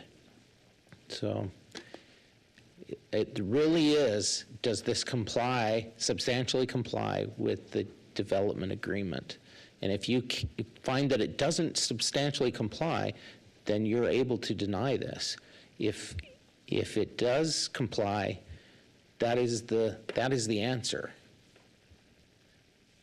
From what I've been hearing, it sounds like this is going to fly.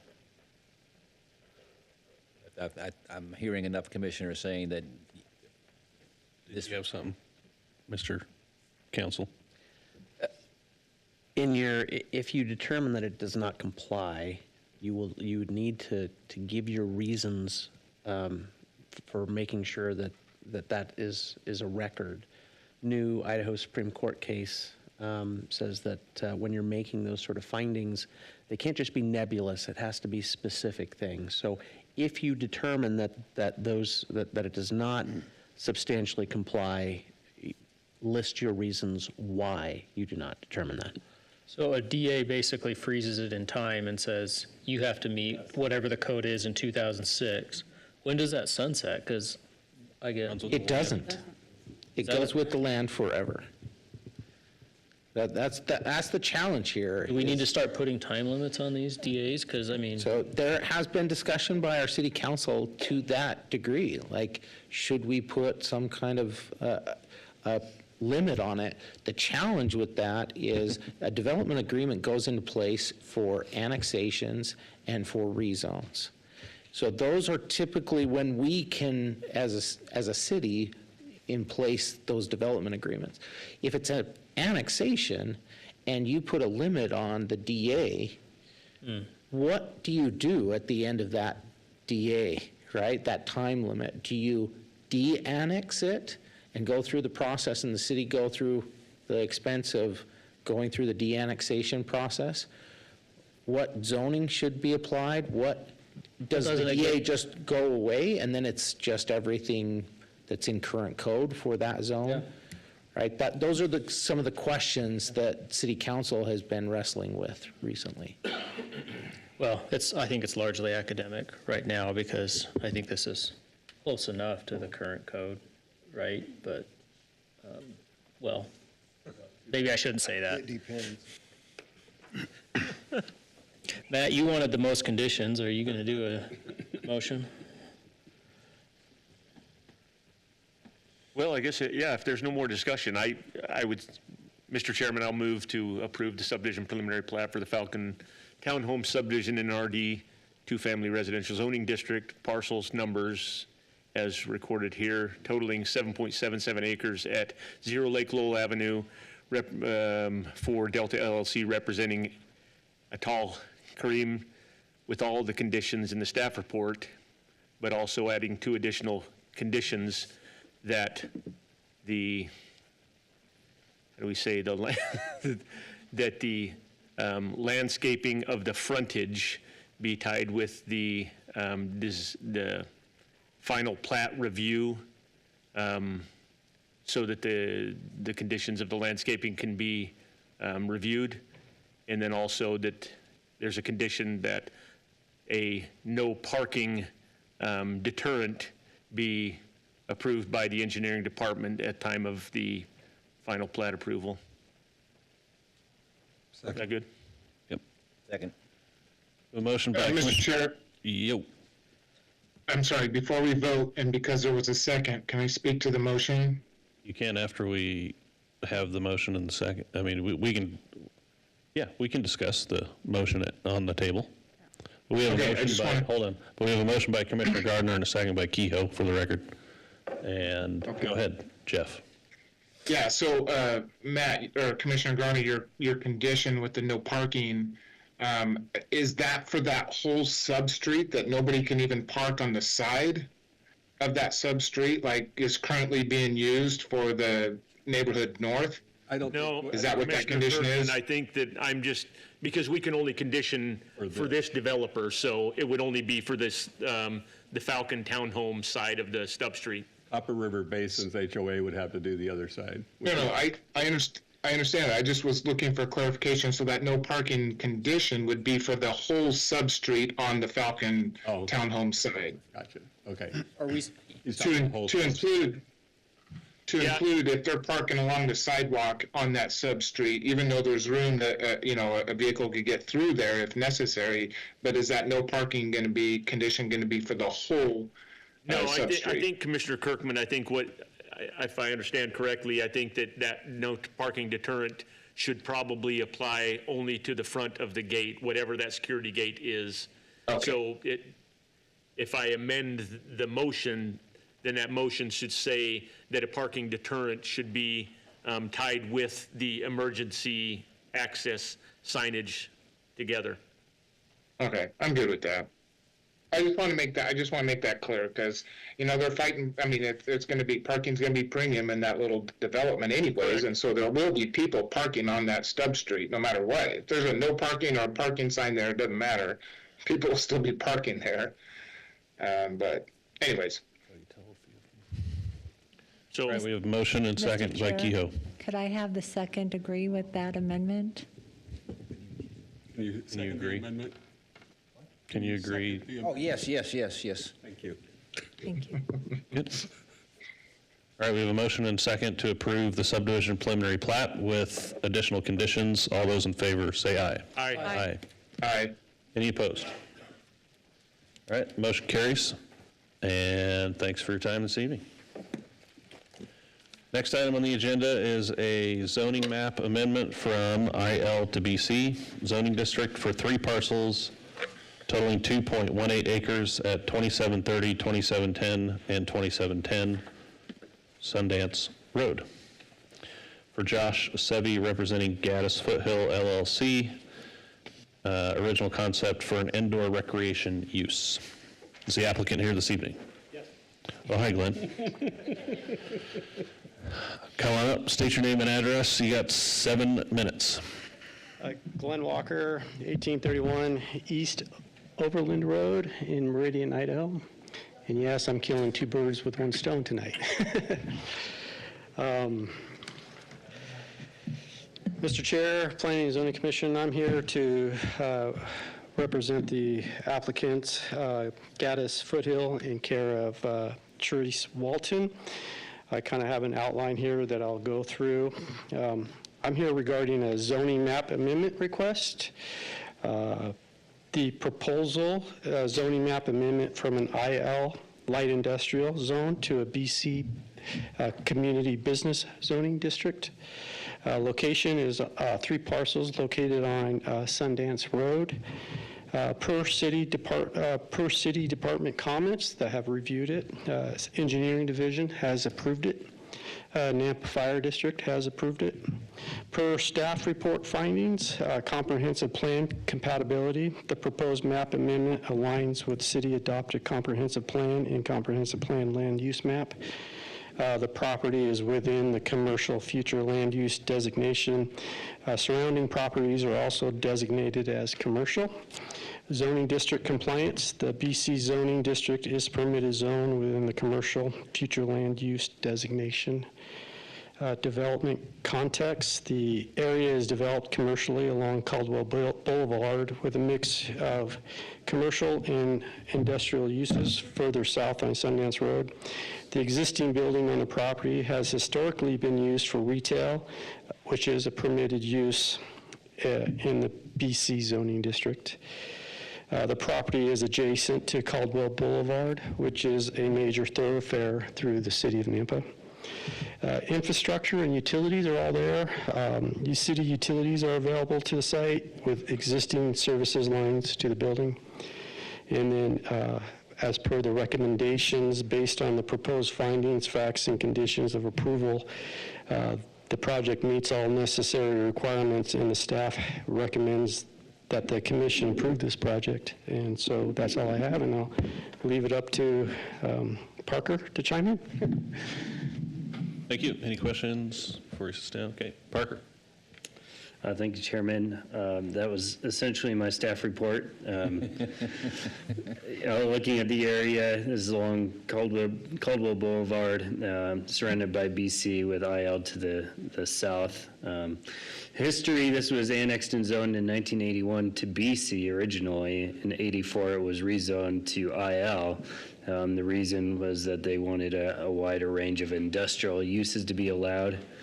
We've come quite a ways from then. This building is essentially a retail building in an IL zone. So as far as the correspondence, we don't really have anything. The building is connected to city utilities already. This is a commercial designated area on the future land use map along a arterial. The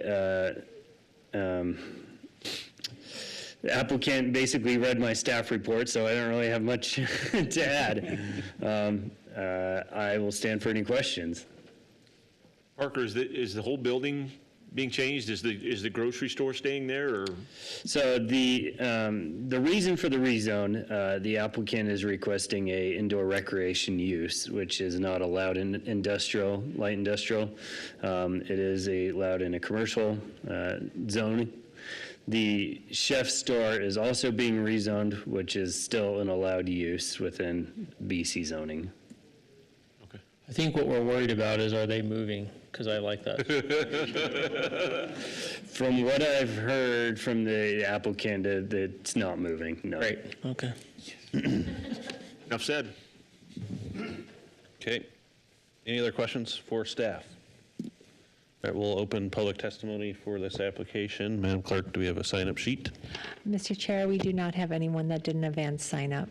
Okay, is there anybody here this evening that would like to speak for, against, or yes, sir? Come on up. State your name and address for the record and tell us what's on your mind in 3 minutes. I'll be quick. Or less. Everybody's hungry and everybody's getting tired, I'm sure. Mr. Chair and Commissioners, my name is Jay Hagedorn. My address is 508 Spruce Creek Drive in Nampa, Idaho, 83686. I am the business that is going in there. I've got some of my people here. I'm pretty excited to get it rolling if you guys approve it. I've been sitting on this for several months, and I've got more than one facility. When we come to Nampa, we're planning on employing 7 families, personal trainers and management and whatnot. It'll be a good addition to the community. Plus, we'll be paying taxes into the community. I'm not excited about that, but it's going to be a good time. If you guys approve it, it would save me a lot of headaches because I've been sitting on this location for several months. A lot of my money got flipped into it. I bought a ton of equipment. I wasn't made privy that it was not zoned appropriately, so I just been sitting. And I'm sure if you guys could approve it, Parker would be thankful because we're like this now. I'm always in the office. What's going on? And yeah, so hopefully I don't bug you too much here in the upcoming weeks, Parker. But I appreciate you guys. If you guys could just push it through, I'd just thank you. Yeah, that's it. Thank you. Questions? Questions? What question? He's public testimony, remember? Don't grill him. I'll answer questions. Okay. What business are you replacing? There was a Play It Again Sports in that facility. Play Again Sports? Play It Again Sports, and they moved right next door on the boulevard, so they're in a new facility right next door to that building. You're taking their space? Yes, sir. Okay. That's all. It's just a gym? Is that? Yeah, it's a health club. We focus on powerlifting, strongman, bodybuilding, general health and wellness. Yeah. I spend a lot of time powerlifting. If You guys are all welcome to come in when we get open. Great, thank you. Thank you. Anybody else like to speak on this application, for, against, or undecided? Now is your opportunity. Okay. Anybody have any other questions for the applicant, or Glenn, do you have anything else? Sorry, Mr. Walker. No, the only thing I want to say is it's been a pleasure working with Parker, and I'm sorry to see you go. And that's all I have to say. Oh, that's sweet. Make a motion, we close the public hearing. Second. A motion by Gardner and a second by Miller to close the public hearing. All those in favor say aye. Aye. Aye. Aye. Any opposed? Motion carries. Public hearing's closed.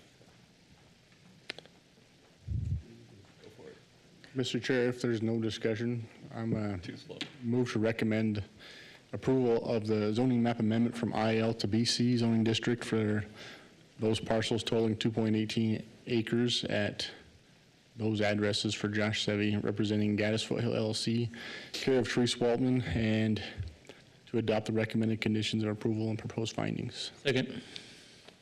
Motion by Commissioner Daffer, second by Morgan to recommend approval of the zoning map amendment. All those in favor say aye. Aye. Aye. Aye. Aye. Any opposed? Right, that motion carries, and we'll move on to City Council. Thank you for your time. All right. Next item on the agenda this evening is a conditional use permit for two-family attached dwelling unit in an RS6 zoning district at 14 North Park Drive for Josue Alcarez and Linda Perez for the original concept to modify an existing single-family residence to become a duplex. Property owner will live in one unit and second unit for aging parents. Okay, come on up. Sir, state your name and address Hi, for good the evening. record and tell us what you'd like to do. Awesome. My name is Josue Alcaraz. You almost had it right. Almost. Yeah, so I live on 14 North Park Drive, Nampa, Idaho, and my wife is out there with the baby. I'm pretty sure all of you have heard him. Making noise all night? Yeah, sorry about that. Yeah, Most of so the night, basically, That's what they do. what we're trying to do is just pretty much add to our property. It's going to be about 890 square feet, and our intended use is for my wife's aging parents.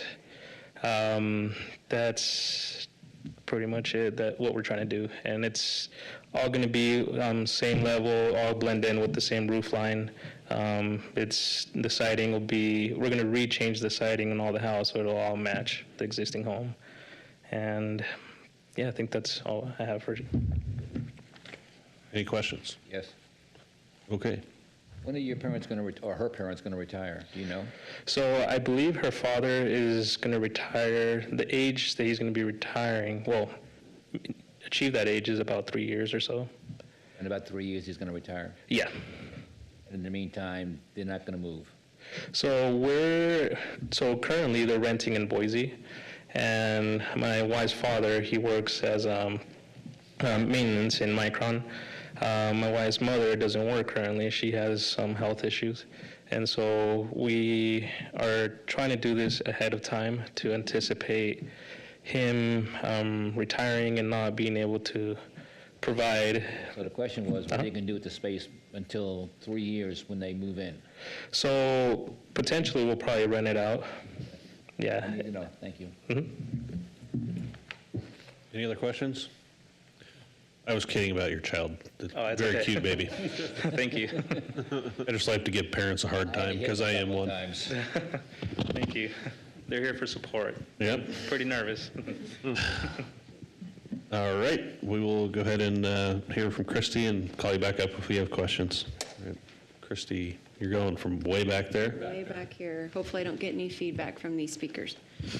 Thank you, Mr. Chairman and Commissioners. Christy Watkins, Principal Planner for the City of Nampa. As stated, the request before you this evening is for a conditional use permit for a duplex in an RS6 zoning district at 14 North Park Drive. He made his statement as far as why he's making this request. In the schedule of uses in 1032 of Nampa City Code, a duplex is an allowed use in the RS6 zone with an approved conditional use permit, which is why we are here tonight. These are the 5 criteria that you must find when you're considering approving a conditional use permit. This property is completely surrounded by the RS6 zoning district. The parking will be calculated at 2 per dwelling unit with 1 space for each dwelling unit to be covered. That will be determined at the time of building permit when the site plan is submitted.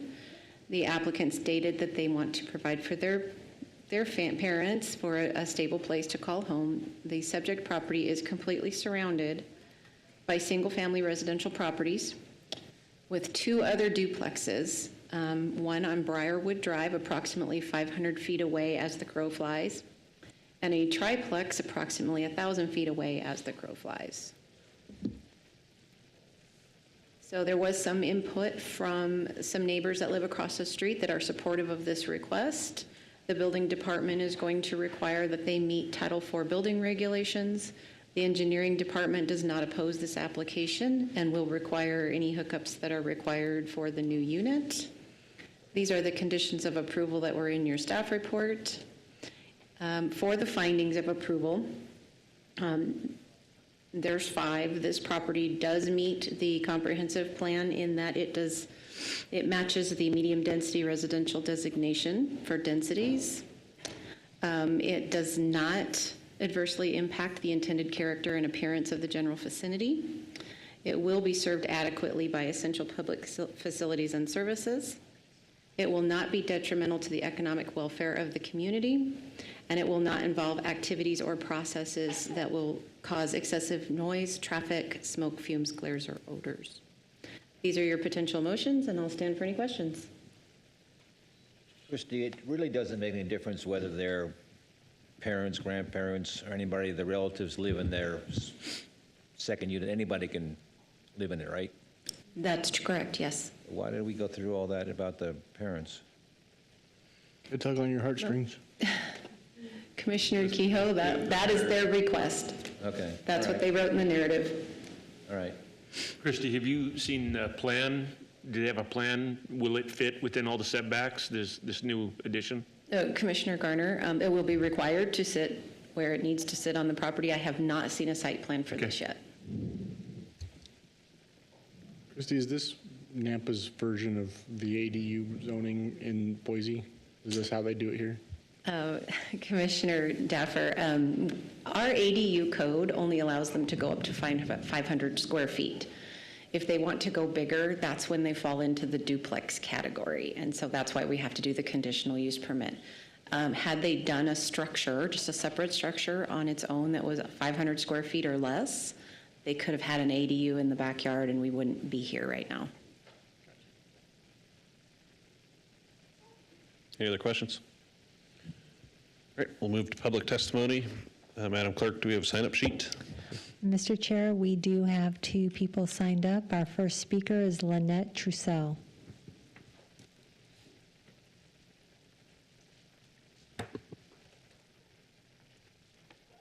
My name is Lynette Trussell. I live at 729 West Kinghorn Drive. I like Linda and Josue. They are great neighbors. I understand that they have a need. I am not opposed to their adding onto their home for family.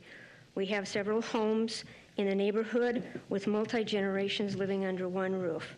My mother and my aunt both lived in homes with additions for them to be separate but together. I am opposed to the rezoning to multi-resident duplex housing for that lot. I think it will set a precedence to allow the same all over the subdivision, destroying its integrity.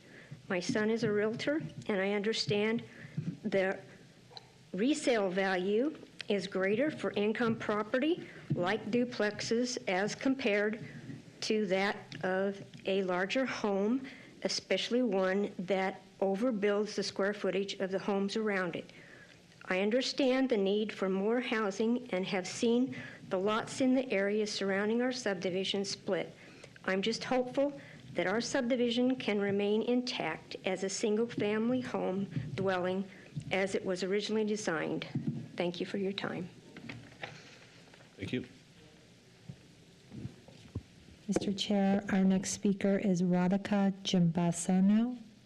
She had to leave, but she wants to be on record as being against it. Thank you. Okay. Is there anybody else in the audience this evening that would like to speak for, against, or undecided on this application? Okay. Let's see.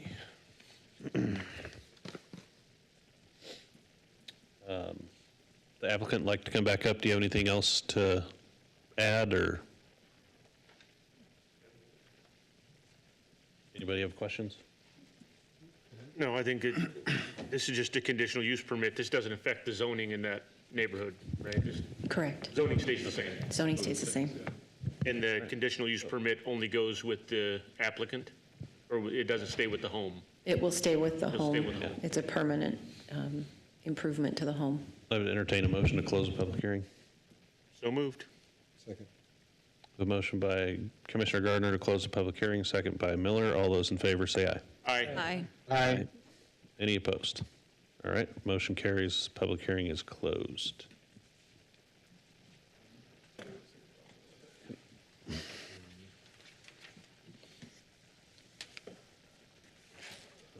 Well, I think he did a good job tugging on our heartstrings. I don't think any of us want to vote against this. Maybe the only question is, would we be okay with any duplex there? I think I am, but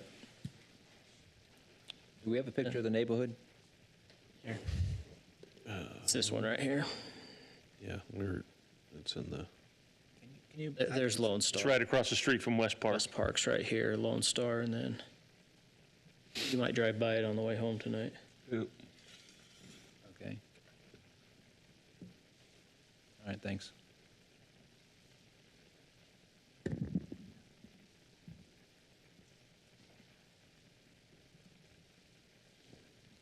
Yeah, I don't have a problem with it either. No, I just wondered why they went through the rigmarole about the, that's okay. Mr. Chair, I make a motion to approve the conditional use permit for a two-family attached dwelling unit in RS6 zoning district at 14 North Park Drive for, Hoshway, Alcarez and Linda Perez with recommended conditions and findings for approval as stated in the staff report. Second. A motion by Commissioner Morgan, second by Daffer to approve the conditional use permit. All those in favor say aye. Aye. Aye. Any opposed? All right, that motion carries. CUP is approved, and for you, Mr.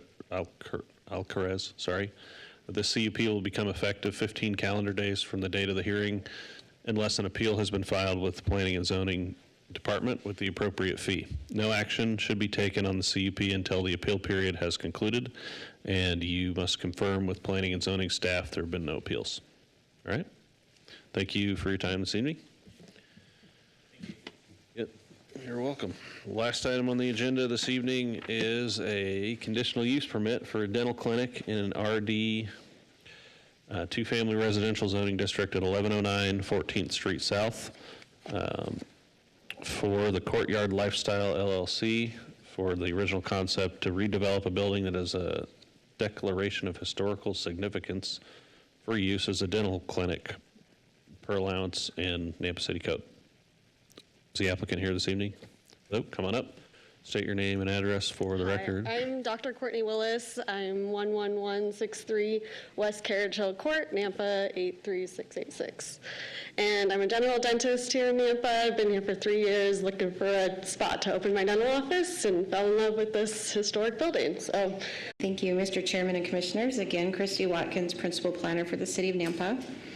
The request for you this evening is for a conditional use permit for a dental office or a light commercial office in a structure that has been declared historically significant in the RD zoning district at 1109 14th Street South. So as stated, she wants to use this historically significant building as a dental clinic. So according to Nampa City Code 10111D, declaration of a historically significant building can be used for light commercial intentions. Shouldn't change necessarily the structure or the appearance of the structure, but it does need to provide certain commercial code requirements like ADA access and parking. So in 1982, Ordinance 1844 rezoned this property from RS8 to RD. It was associated with the neighboring Hasbrook House. I believe that it was the original home of the Hasbrook family. In May of 2008, the conditional use permit was granted to declare it a historically significant building. These are the 5 criteria that you must find when evaluating a conditional use permit. This property is in the medium density residential designation in the comprehensive plan, but it is immediately adjacent to commercial. It is in the RD zone. To the northeast is RP, residential professional. It was a residence that was converted to a legal office. To the southwest is RS6. It is in the old Nampa neighborhood, and it is the Hasbrook House, which is a multi-tenant, oh, I'm sorry. That's the old Nampa neighborhood is residential. Southeast, I didn't go to the next line there, is Zone BC, community business, and that is the Hasbrook House, which is a multi-tenant building. And then to the northwest is RS6, which again is the old Nampa neighborhood with residences. So for parking, it will be calculated at 1 per 150 square feet of net usable floor area for a medical office. Currently, this building provides an estimated 750 square feet of net usable space, and I am making an estimate. I based it off of just a square around the property they would need to provide to me the usable space within the building. But at 750 square feet, 150 per the 750 square feet, that would be 5 regular parking spaces plus 1 ADA space. These spaces will need to be striped at 9 by 20 and striped and signed for ADA. From the aerial, there appears to be 5 regular spaces on this site. Again, I would have to look at the floor plan of the house to determine what that net usable area would ultimately be. A dental office is what is proposed. Staff would categorize this use as a light commercial, providing a neighborhood service. As far as public interest goes, they are providing a needed service to the community. According to the applicant, there are 4,000 patients per registered dentist in Nampa. Therefore, there is a need for this type of service. And as far as compatibility is concerned, the subject property is located near 12th Avenue, next to a multi-tenant historical structure, and it transitions well into the adjacent residential neighborhood. The correspondence we received was from the building department. They are, of course, going to have to meet building regulations in Title IV. The engineering division has reviewed this application and has provided comments and conditions that are in your staff report. These are the conditions of approval. As far as the findings for approval, it does meet the comprehensive plan based on the fact that it's encouraging small-scale commercial uses, and it is within proximity of a residential development, and it does promote commercial development near neighborhoods that include these services: barbershops, hairstylists, daycares, et cetera. I would put dentists into that same category. It does, because it is in a declared historically significant building, it will not adversely impact the intended character and appearance of the general vicinity because they can't change the exterior structure of the property to look like it's commercial. And it is served by essential public facilities and services.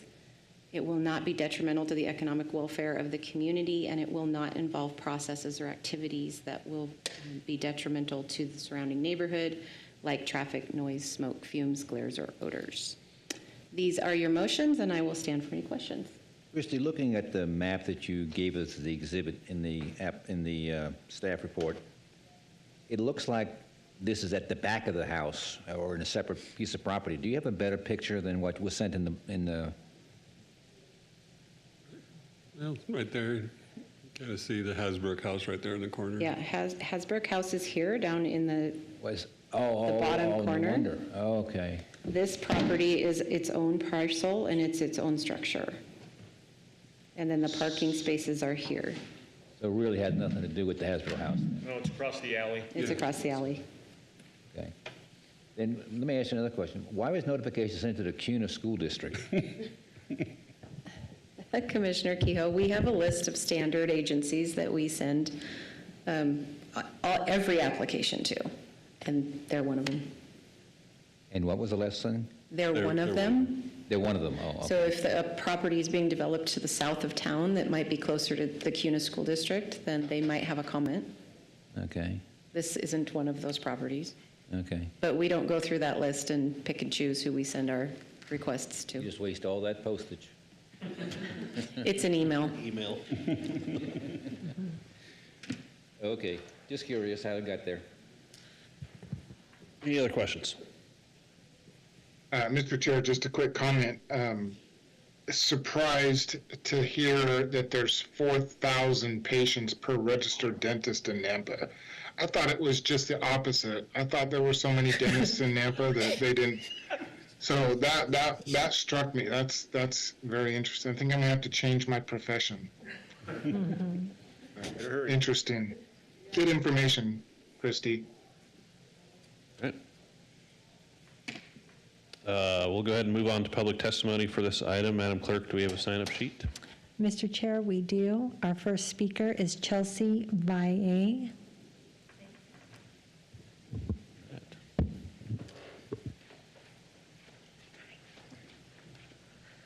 Hello, my name is Chelsea Valle, and I live at 1408 11th Avenue South. I share a fence line for the the entirety of the back of my property. I'm just going to read because I'm a nervous person, and I've been writing all my notes down. I'm not opposed by any means. I want to put that forward first. I have had bad experience with the neighbor that's been in that house for many years, so if anything, this feels like a breath of fresh air to have change. I do have some concerns, mainly maintaining a neighborly feel, parking and traffic, obviously, lighting and signage, which I think I had my questions answered about that already. And number one is just better fencing as sound barrier and window privacy. To give context, I'll address some of the concerns, parking and traffic. The way that the current law is, I'm concerned between employees and patients. I just don't feel I don't know how that will work. I feel like the cars will end up in front of my house and I'll have people, locking their cars, getting in and out all day. There's no sidewalk along my home or the home across from us. So could increase foot traffic on my actual yard. That's a concern for me. Overflow parking. I'm friends with Susan from Hasbrook House, and she's out of the country and was unaware this was happening. So you'll probably be receiving comment from her because she's also concerned about parking. Lighting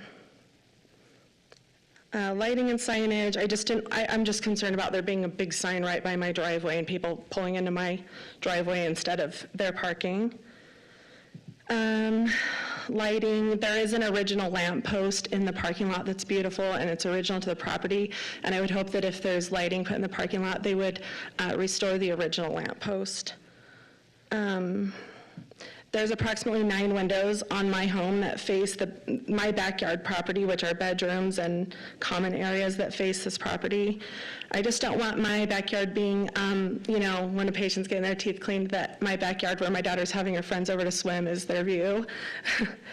So I would request that, a better wall or privacy wall, or if the city would approve taller than the standard 6 foot something, just as sound barrier and also privacy.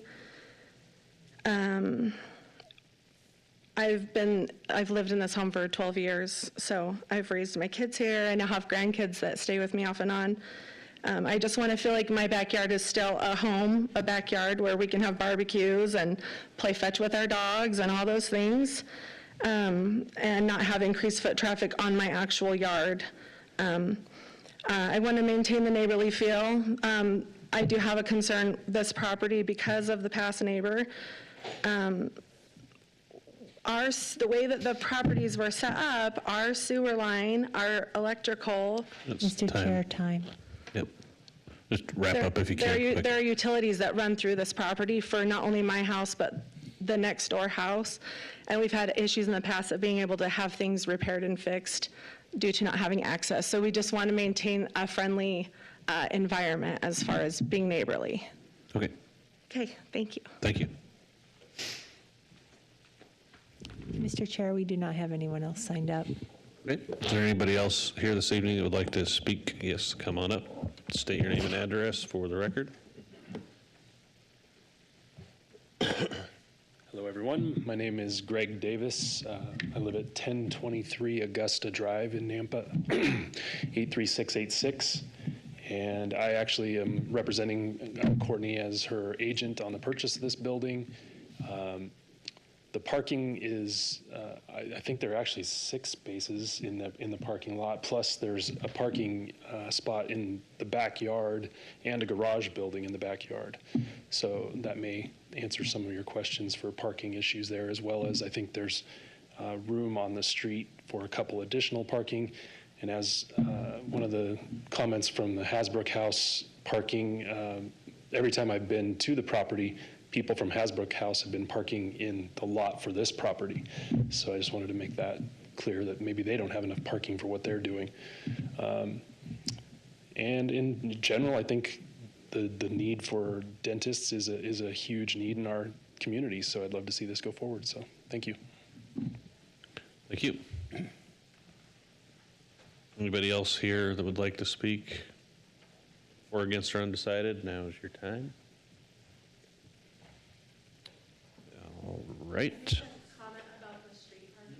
No, you can't, but because you already spoke. Sorry. But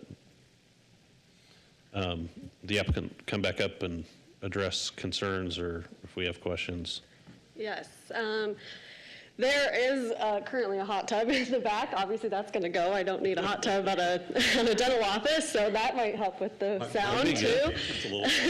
Yeah, that's probably the Have first some thing that's nitrous in a going. hot tub. So hopefully that'll help keep the noise down. And then parking, yes, like we said, there's about 6 to 8 parking spots in the front of the property. And then I do want to add a couple in the back for employees. But the property is pretty small, so there's only room enough for 3 operatories, 3 exams. So I'm only seeing 3 patients at a time. So I think, seeing 3 and then another 3 come. So I think there's ample parking to handle that. With employees, maybe 4. It's pretty small building, so that's it. Thank you. What about backyard, her backyard, privacy, that kind of stuff? So, are you, what side are you on? Sorry, I forgot. My driveway is next to the parking. Oh, okay. Oh, the corner lot. Oh, okay. So I think patients also want privacy too. So, some maybe less windows on that side would be fine by me. They don't want people looking in on them having treatment done either. So I think you can go both ways where we're not looking into yours and patients don't want to look out, so. We'll ask staff on that too. Plus, I okay. think, oh, sorry. Go ahead. On that side is a great kind of area for an ADA ramp to come into the back of the property, so likely not going to be used very often. Got it. Okay. Any other questions or before we? Okay, entertain a motion to close the public hearing. Second. You. All right, a motion by Commissioner Miller and a second by Kehoe to close the public hearing. All those in favor say aye. Aye. Aye. Any opposed? All right, the motion carries. Public hearing is closed. What do you think? I like it. Me too. You had a question for staff? I don't think so. I think I'm good. And they can't put any windows in the building, right? That's correct. Anything So that's not being a historically significant building, it needs to retain its current structure. You can't have a huge dentist office sign or anything like that either. No, being in an RD zone, it is subject to residential restrictions for signage, so they couldn't have any large monument signs or lit signs in front of the building. I think you'd have more patience than you can imagine if you said you can sit in the hot tub and get your teeth cleaned. I'll get ready to sign up. I think it's good use. Yeah, I think if you're going to have a business in the neighborhood, the dentist is the quietest, unless they're getting root canals and screaming, I guess. Mr. Chairman, I'll make a motion. I move to approve the conditional use permit for a dental clinic in an RD zoning district at 1109 14th Street South for the Courtyard Lifestyle LLC with recommended conditions and proposed findings. Second. A motion by Commissioner Gardner and a second by Morgan to approve the conditional use permit for the dental clinic in an RD zone. All those in favor say aye. Aye. Aye. Aye. Any opposed? All right, that motion carries, and the CUP will become effective 15 calendar days from the date of this hearing unless an appeal has been filed with the Planning and Zoning Department with the appropriate fee. No action should be taken on the CUP until you confirm, until the appeal period has concluded and you confirm with Planning and Zoning staff that there has not been an appeal filed. Thank you very much. Peggy? Entertain a motion to adjourn. Make a motion, we adjourn. We have a motion from Commissioner Selman to adjourn the meeting and a second by Gardner. All those in favor say aye. Aye. Aye. Any opposed?